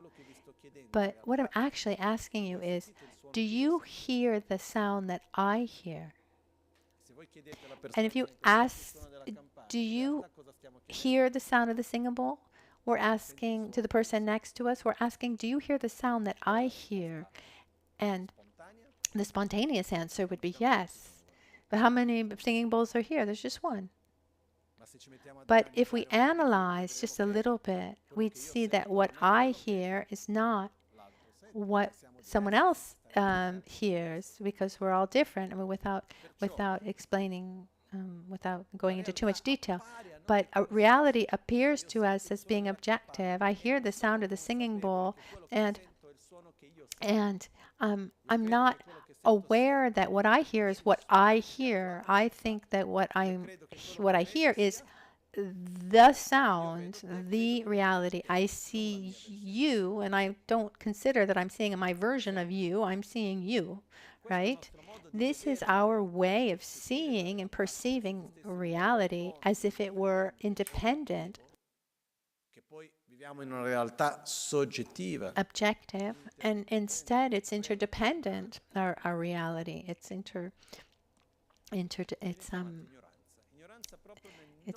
relative. So this is ignorance, not seeing. It's Avidya in Sanskrit. It's I do not see. I do not see the real nature of everything.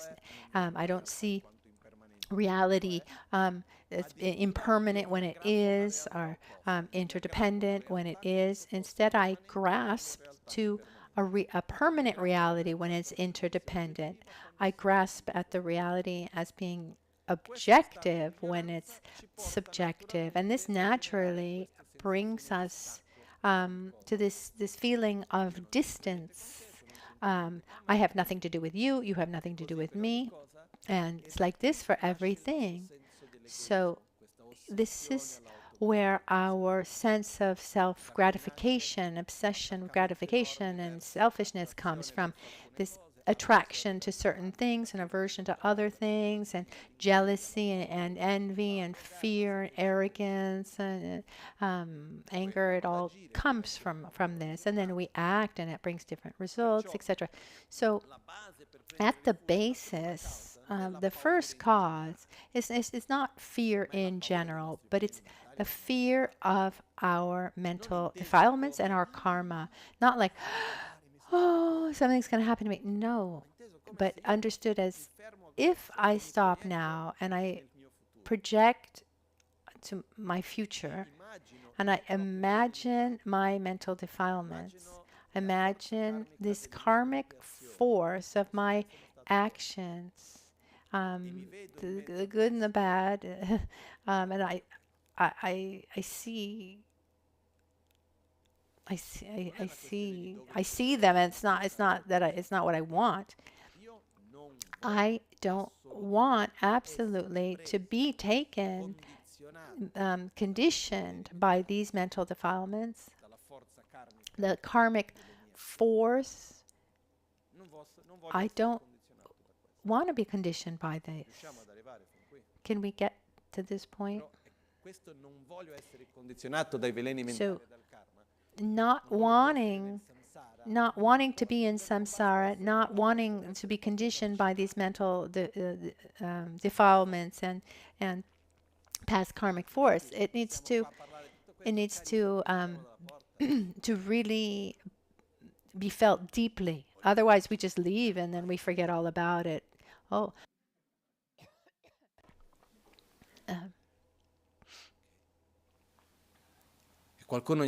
Someone every once in a while says, okay, but you're boring. You just repeat the same things over and over again. And I will keep on doing so because it's not about understanding. We need to, little by little, allow this feeling to go from our head to our heart to our belly. We need to feel this deep in our gut. And there's one side that we don't like so much. It's necessary to see the shadows to desire the light. There are times where we need to see our sickness to desire a state of health. Sometimes we need to see the suffering to desire that state of joy and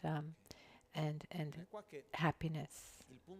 So the point is not that we need to suffer to grow spiritually. Absolutely not. So taking refuge in Dharma and it's about putting energy towards the light, not the darkness. But to go towards the light, we're not used to that. First of all, we need to recognize the darkness. This is a fundamental point, and I just want to repeat it again and again and again. If you do this well, then the rest really flows.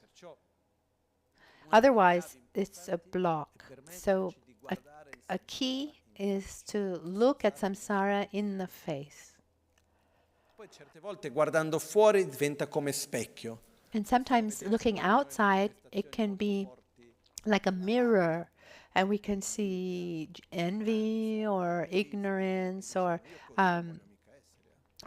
ignorance, and I say, oh, I don't want to be like this at all. But that's a little bit delicate.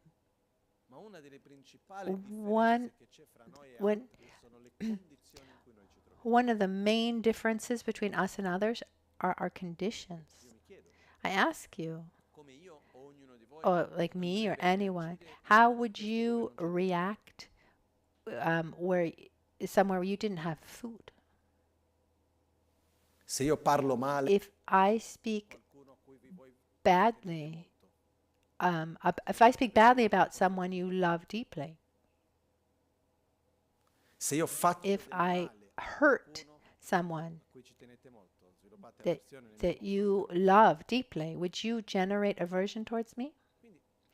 So how would I be if my family were killed, or if someone close to me suffered great violence? Would you be taken by anger and violence? I don't know. I mean, the main difference between us and someone else are the conditions that we find ourselves in. If we're in a condition where there's a lot of poverty and violence, keeping a state of peace and joy, a path where I familiarize myself with joy and positivity in conditions that are so difficult is very, very hard. It's not impossible, but there are exceptions. But it would be extremely difficult. But today we have these amazingly favorable conditions. I say this because sometimes we have this sensation, oh, I'll never be someone like that. I'm like this or like that. I practice the Dharma. I'm a loving, kind person. You're a good person. That's true. In this context, the context you find yourself in. Let's change context. What would happen?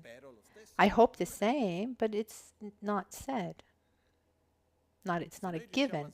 If we're able to generate such a level of compassion and stability, that will allow us not only to maintain a positive mind in the future, but we'll also be able to maintain this level of stability in not just future situations, but future lives. But how important is this to face this seriously? And I get to a point where I see that there are just no more excuses for anger, arrogance, for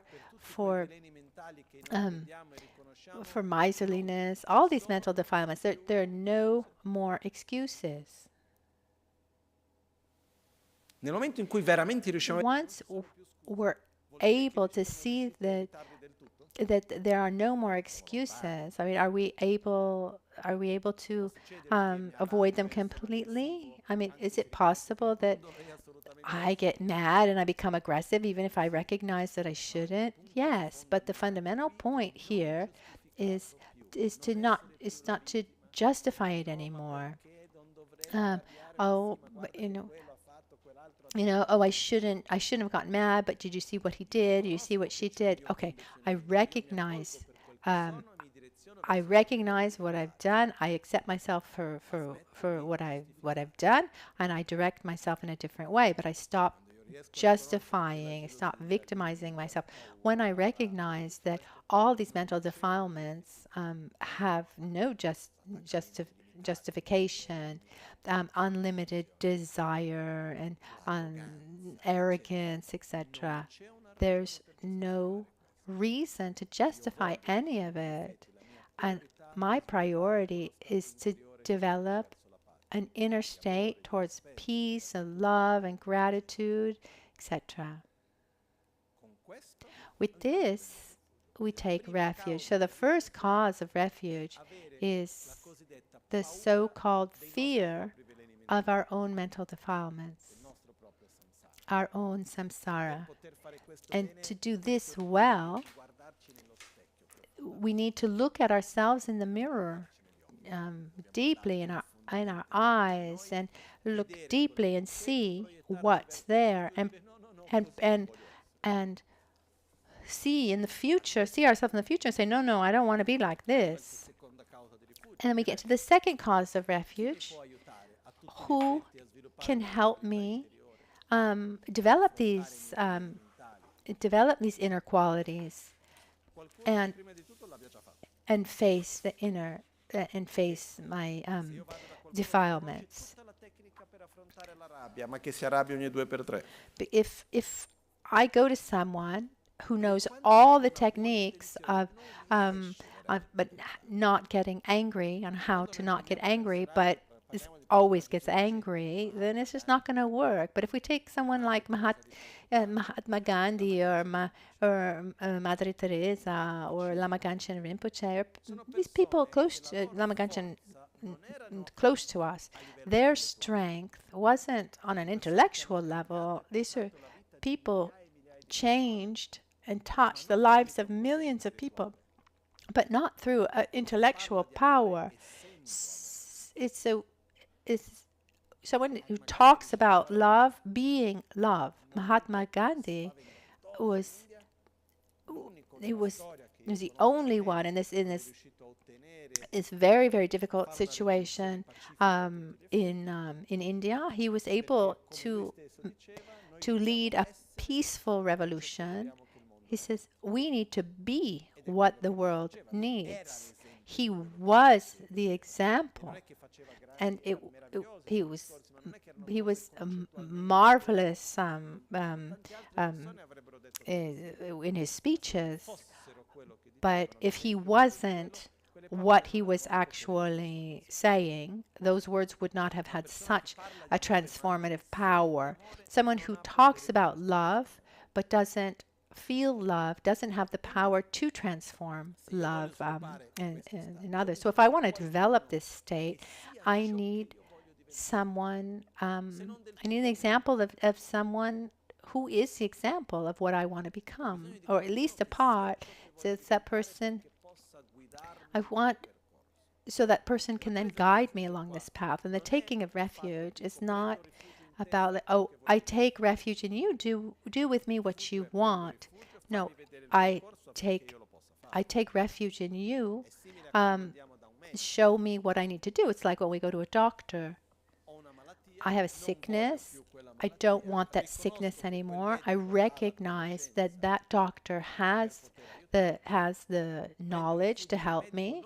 I take refuge in the doctor, not for him to heal me, but so that he can give me the right healing methods, the healing therapy.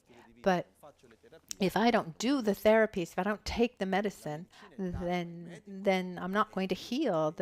The medicine is the Dharma, and the doctor is the one who gives us the diagnosis, gives us the therapy, and then we have also the nurses and the people who are also doing the same healing therapy. I mean, this is our Sangha, this is our spiritual community. So where do I look for someone who can actually get me out of this suffering? Is someone who's already done it, and that's a Buddha. And so when we take refuge in Buddha, there are two aspects. There's an aspect that is more, how can I say, it's, let's say, formal, Buddha, Shakyamuni, the historical Buddha. But this is a reading that we give also because we start from a basis of worldview, how can I say?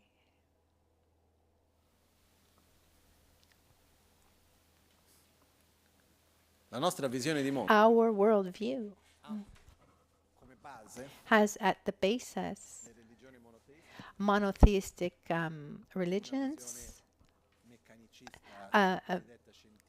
mechanical, scientific view, and also a capitalistic view. I mean, these are the three main pillars, let's say, of our worldview. And then each one of us, there are many, many other aspects, but these three aspects are important. So when we talk about Buddhism, we hear something about Buddhism. Where do we plant these seeds? When we talk about religion, like Buddhism as a religion, we plant these seeds on this soil of our monotheistic understanding of religion. So we'd say, okay, so in other religions, we take refuge in Jesus and God. And here I take refuge in Buddha. No. It's different. The approach is different. When I take refuge in Buddha, I'm not asking Buddha to free me from suffering. I'm not putting myself in the hands of Buddha so that he can save me. He's not my savior. Chi mi salva sono io. I'm my savior. I'm the one to save myself. But I need someone to show me, someone to open my eyes that accompanies me and shows me the steps I need to take. So when I take refuge in Buddha, it's he or she who shows me the path, and who concedes me the actual refuge, the one that who concedes me the actual refuge, which is the Dharma. And in taking the refuge of Dharma, we have Buddha, understood as Buddha Shakyamuni, the historical Buddha, because we follow the teachings that were handed down from Buddha Shakyamuni. And then there's also taking of refuge in the word Buddha in Tibetan is called Sangha. It's interesting because when the Sanskrit terms were translated into Tibetan, there were some cases where there wasn't a Tibetan word to translate that original word. And they made there were two choices, and sometimes they kept, they made a literal translation, but then in other cases they translated, keeping the meaning but changing the word. So Buddha, which is Sanskrit, and when we translate Buddha, we talk about the awakened one, the reawakened one, the state of awakening. And instead in Tibetan it's Sangye. Sang means to eliminate, and Gye means to eliminate. Sorry, to eliminate and develop. So it'd be the Buddha would be eliminate and develop. That's the literal translation from Tibetan, because he who was able to eliminate completely all mental defilements and imprints, ignorance, selfishness, etc., and at the same time develop one's own qualities like love and compassion and wisdom to their maximum potential. So we eliminate and develop the qualities, eliminate the negativities and develop the qualities. So when we take refuge in the Buddha, so on one side there's Buddha Shakyamuni, this historic Buddha who gave us these teachings that we can put into practice. And on the other side, a Buddha and any of the other Buddhas, he's not the first Buddha, he's one of many Buddhas. In this era, this aeon, it's said that there will be more than 1,000 Buddhas who will formally manifest, and then there are many, many others that manifest in other ways.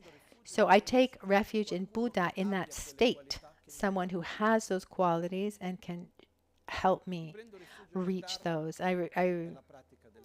I take refuge in the Dharma, is the actual process of transformation, the teachings and the putting into practice of those teachings, that inner process of transformation. Taking refuge in the Sangha means it's not enough just to have someone to show us the path or have the path to practice. We also need those who show us, who are an example, who support us. In other words, the spiritual path is individual. Nobody can live it for us, but at the same time, but it's not a solitary process. It should be lived in company. There's one exception. The Pratikya Buddha in Sanskrit, Rang Sangye. The Pratikya Buddha is a type of being who's able to develop over time without a guide and without needing the Sangha. It doesn't have a guru, doesn't have Sangha. They have a very, very, very, very, very long path. And they use basically trial and error. Okay, this works, this doesn't work, I try again. This doesn't work, I do something different, until they totally get out of the cycle of suffering and samsara. These are called these pratikya Buddha, these self-generated Buddhas. But these exceptions aside, for most of us, we need to do this with others. It's not a solitary. So what are the causes of refuge? Fear of our mental defilements and karma. I don't want to stay in samsara, in the cycle of suffering. And I recognize that, the one who can actually take me out of this cycle of suffering is Buddha, that shows himself to me through the Guru, because no matter how many requests I make to Buddha Shakyamuni and other Buddhas, who at the end of the day actually executes the job of the Buddha, that it can actually tangibly help me as my own spiritual guide. So I take refuge in the Buddha, who the one who it's the spiritual guide, is my guru, who shows himself to me. It could be more than one person. And here it's very, very important to practice the Dharma seriously. We need a tremendous amount of trust in the Dharma, in the Buddha, in the Guru, in the Sangha, but we also need a tremendous amount of belief in ourselves to follow that path. So I need to trust Buddha, Dharma, and Sangha, but I need to also have trust and belief in myself. Sometimes it's hard. That part is hard. And we ask ourselves, am I able? Am I capable? And how important is it to have someone who has belief in us? I think it's fundamental. I've seen this also in very mundane points. Maybe someone who wanted to do some kind of study, and they found a great teacher who had a lot of trust and belief, faith in them, and that really made a big difference. Or maybe parents that encourage their children. And when we look at our spiritual path, the only reason why Buddha transmitted what he did, the only reason why all the masters have come up until today, that they've transmitted and continue to transmit the Dharma, is because they believe in us. The main reason why this center exists, why this place exists, why these teachings are transmitted, I'm not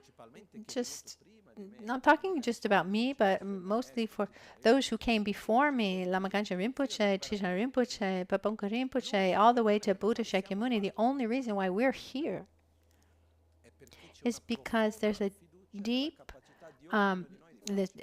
confidence and trust in all of us, all of you, all of us, to gradually grow on the path towards the state of peace, of Buddhahood. If there wasn't this belief, this trust in all of us, then let's just close up. And we don't even need the Dharma at that point. But when we take refuge in the Guru, in the Buddha,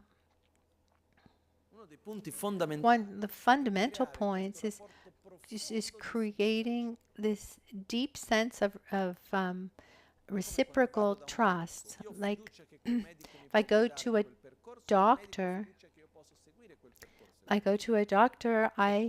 I trust that the doctor can show me the healing path, and the doctor believes that I can follow that treatment. So the cause of refuge, there's this enormous desire to get out of samsara, and on the other hand, I entrust myself to the Dharma, to the Buddha, and to the Guru. It's this relationship of trust between our Guru, our Buddha, and ourselves to follow the Dharma, and all of the others who follow the same path, those are called that's called the Sangha, and the Sangha is extremely important.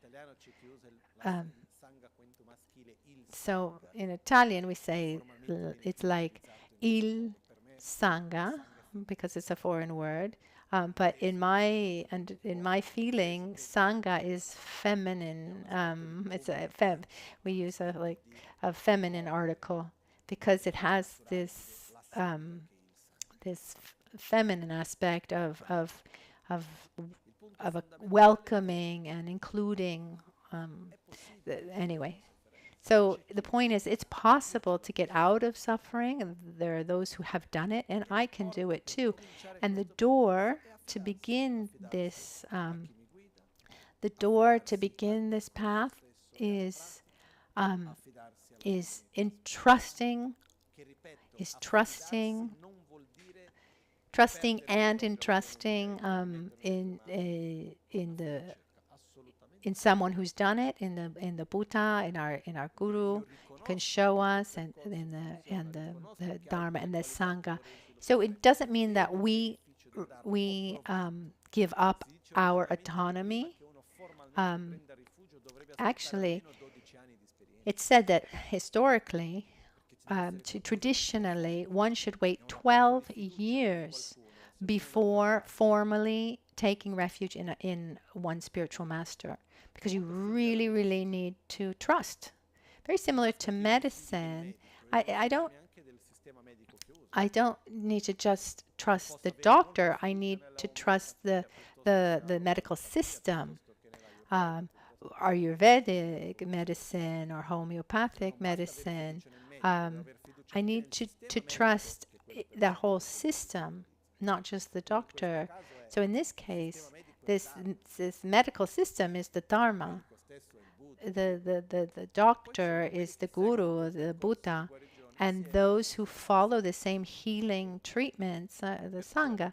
So gradually, we develop these two parts within us. I don't want to be in samsara anymore. And this is something that we really need to put a lot of emphasis on. So someone say, well, reflecting on this is not pleasurable. No, it's not pleasurable to see the shadows, to see the sickness. It's not pleasurable. But I need to see samsara, the shadows, to develop that strong desire to look on the other side and see that there is a possible road out. There's a path to follow. There are those who follow me. This is something possible. So these are the two causes that are the basis of our refuge. And the next point is the object in which we take refuge, with the Buddha, Dharma, and Sangha. And here there's a whole process of gradually knowing the qualities, the characteristics of the Buddhas. As he said, that faith is based on three things: on things that exist as characteristics and it functions. So I can say the Buddha is there, exists. He's marvelous, so many aspects. But what actually? Otherwise, no. What's the function that a Buddha has, and how can we interact? Like the example of water. I believe, water exists, but I believe that it's pure. I believe that it can help me and quench my thirst. If we're not able gradually to have this closeness with the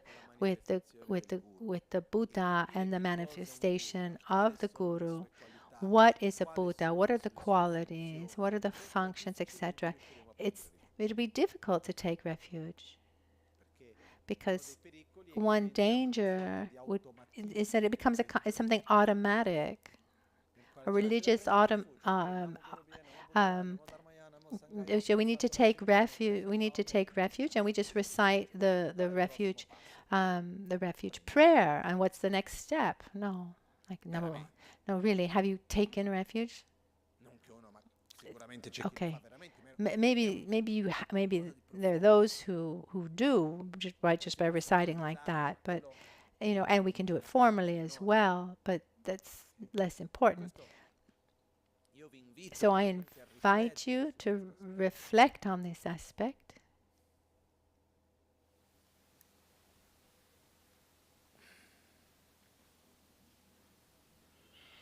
Una delle grosse difficoltà che abbiamo One of the greatest problems that we have is that we have a tendency of wanting to take refuge in Buddha, Dharma, and Sangha without having abandoned our previous refuge.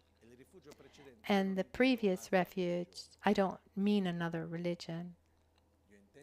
I mean refuge in pleasures and wealth and our name, this materialist utopia. Perché quante volte che sovrapponiamo le due? How often do we overlay the two?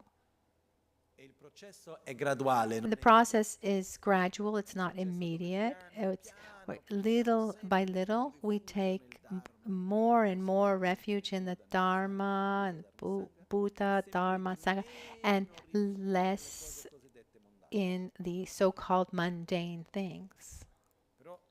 But we need transparency with ourselves, sincerity, and it's something possible.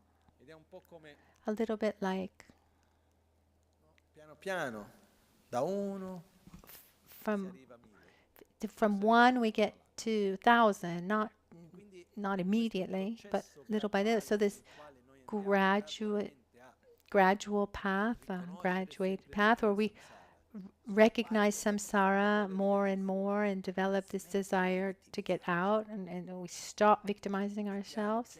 Little by little, we develop the faith and trust in the Buddha, and Dharma, and Sangha, and the Guru. This is what, little by little, brings us this refuge. The deeper our refuge is, the more confidence we have in ourselves. That's why the refuge is called the door that allows us to enter the path.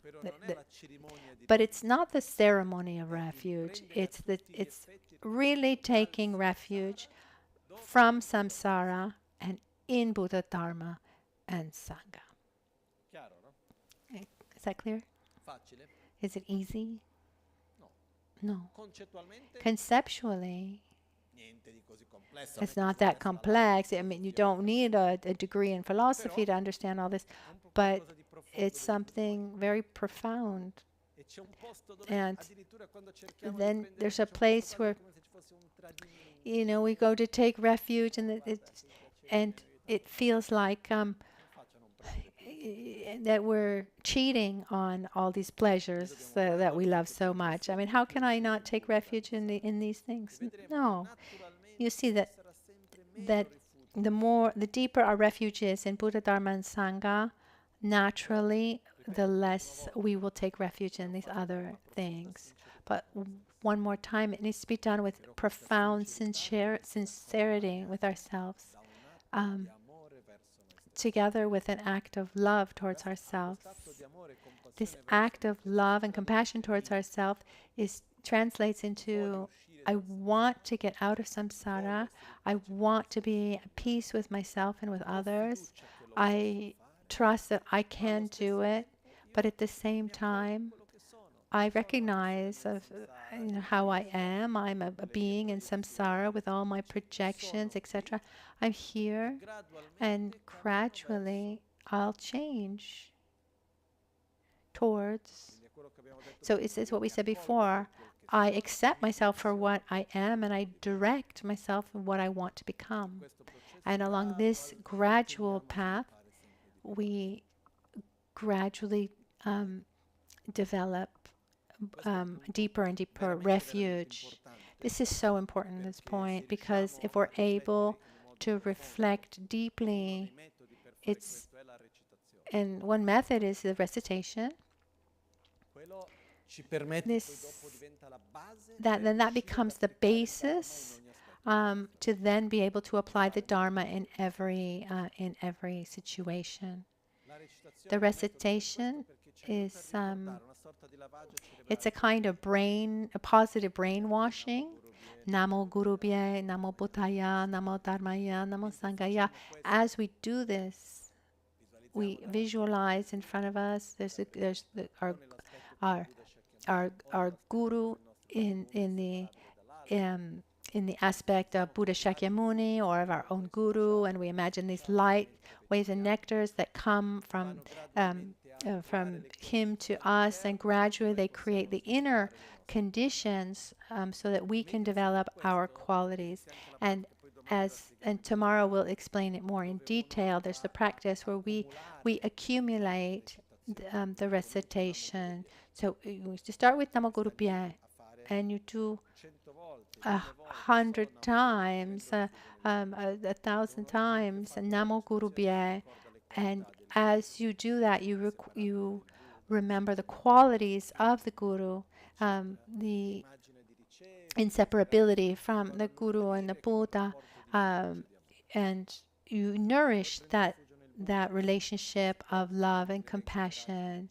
And then Namo Buddhaya, Namo Buddhaya.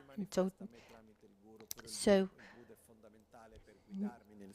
why do I? Then you do the same thing, thinking about all the qualities of your specific guru, and you remember the qualities of these qualities, and then Namo Dharmaya, Namo Dharmaya, Namo Dharmaya, Namo. I take refuge in the Dharma.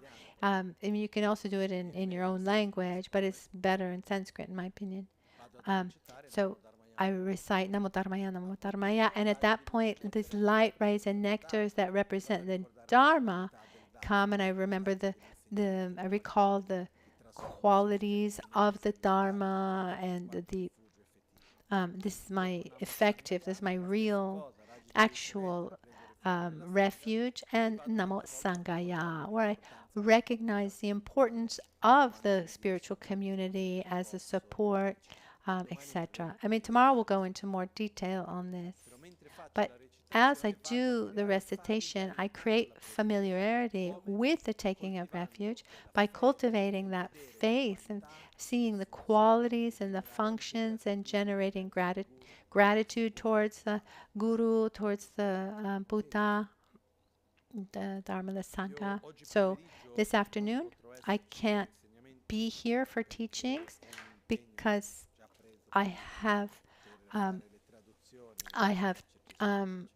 we translated for Kyabshin Chögyam Rinpoche, my master, and I'm very happy to also fulfill my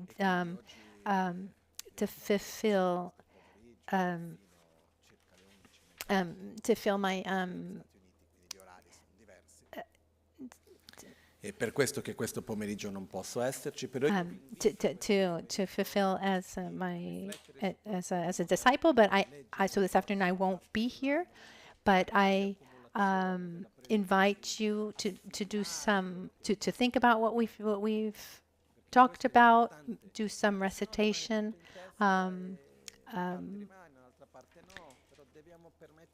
We need to really allow for the time for this to go deeply inside and not just stay conceptually. And then tomorrow morning we'll have a very special moment at 10 o'clock. Kuten Lama will come. He comes once a year. First of all, he's a friend. I've known him since 1992.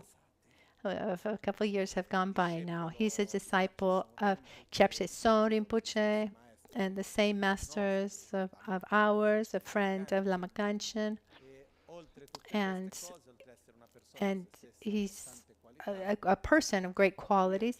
He has this transmission and formation of being, that's called the bridge, of being the wisdom being of an oracle, where he can embody our Dharma protector, like a divinity. there's the possibility to come into contact. And I think in our tradition, there are only two left in our tradition. So also because it's extremely complex to have this kind of training and education, and they receive this from the teacher of Lama Ganchen Rinpoche, Chapse Dorje Chang, Chishan Dorje Chan. So one lives in Taiwan, and Kuten Lama lives in the United States, and he'll be here tomorrow for this ceremony. It's something very special, and something to experience, not so much you don't need to understand so much, but to experience it. We have this beautiful opportunity, and that will be tomorrow morning at 10. And then as soon as that ends, we'll have a short break, and then we'll have teachings. Okay, it's time for our dedications. So.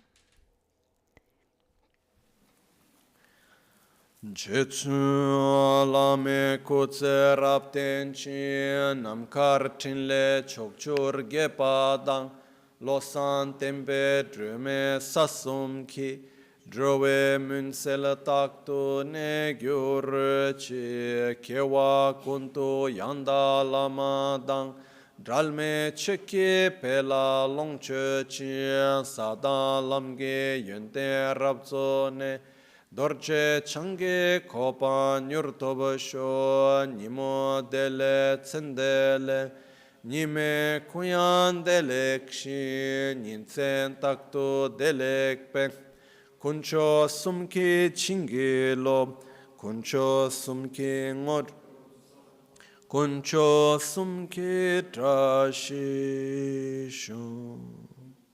Al-alba At dawn or at dusk, at night or midday, may the three jewels grant us their blessings. May they help us to achieve all realizations and sprinkle the path of our lives with various signs of auspiciousness.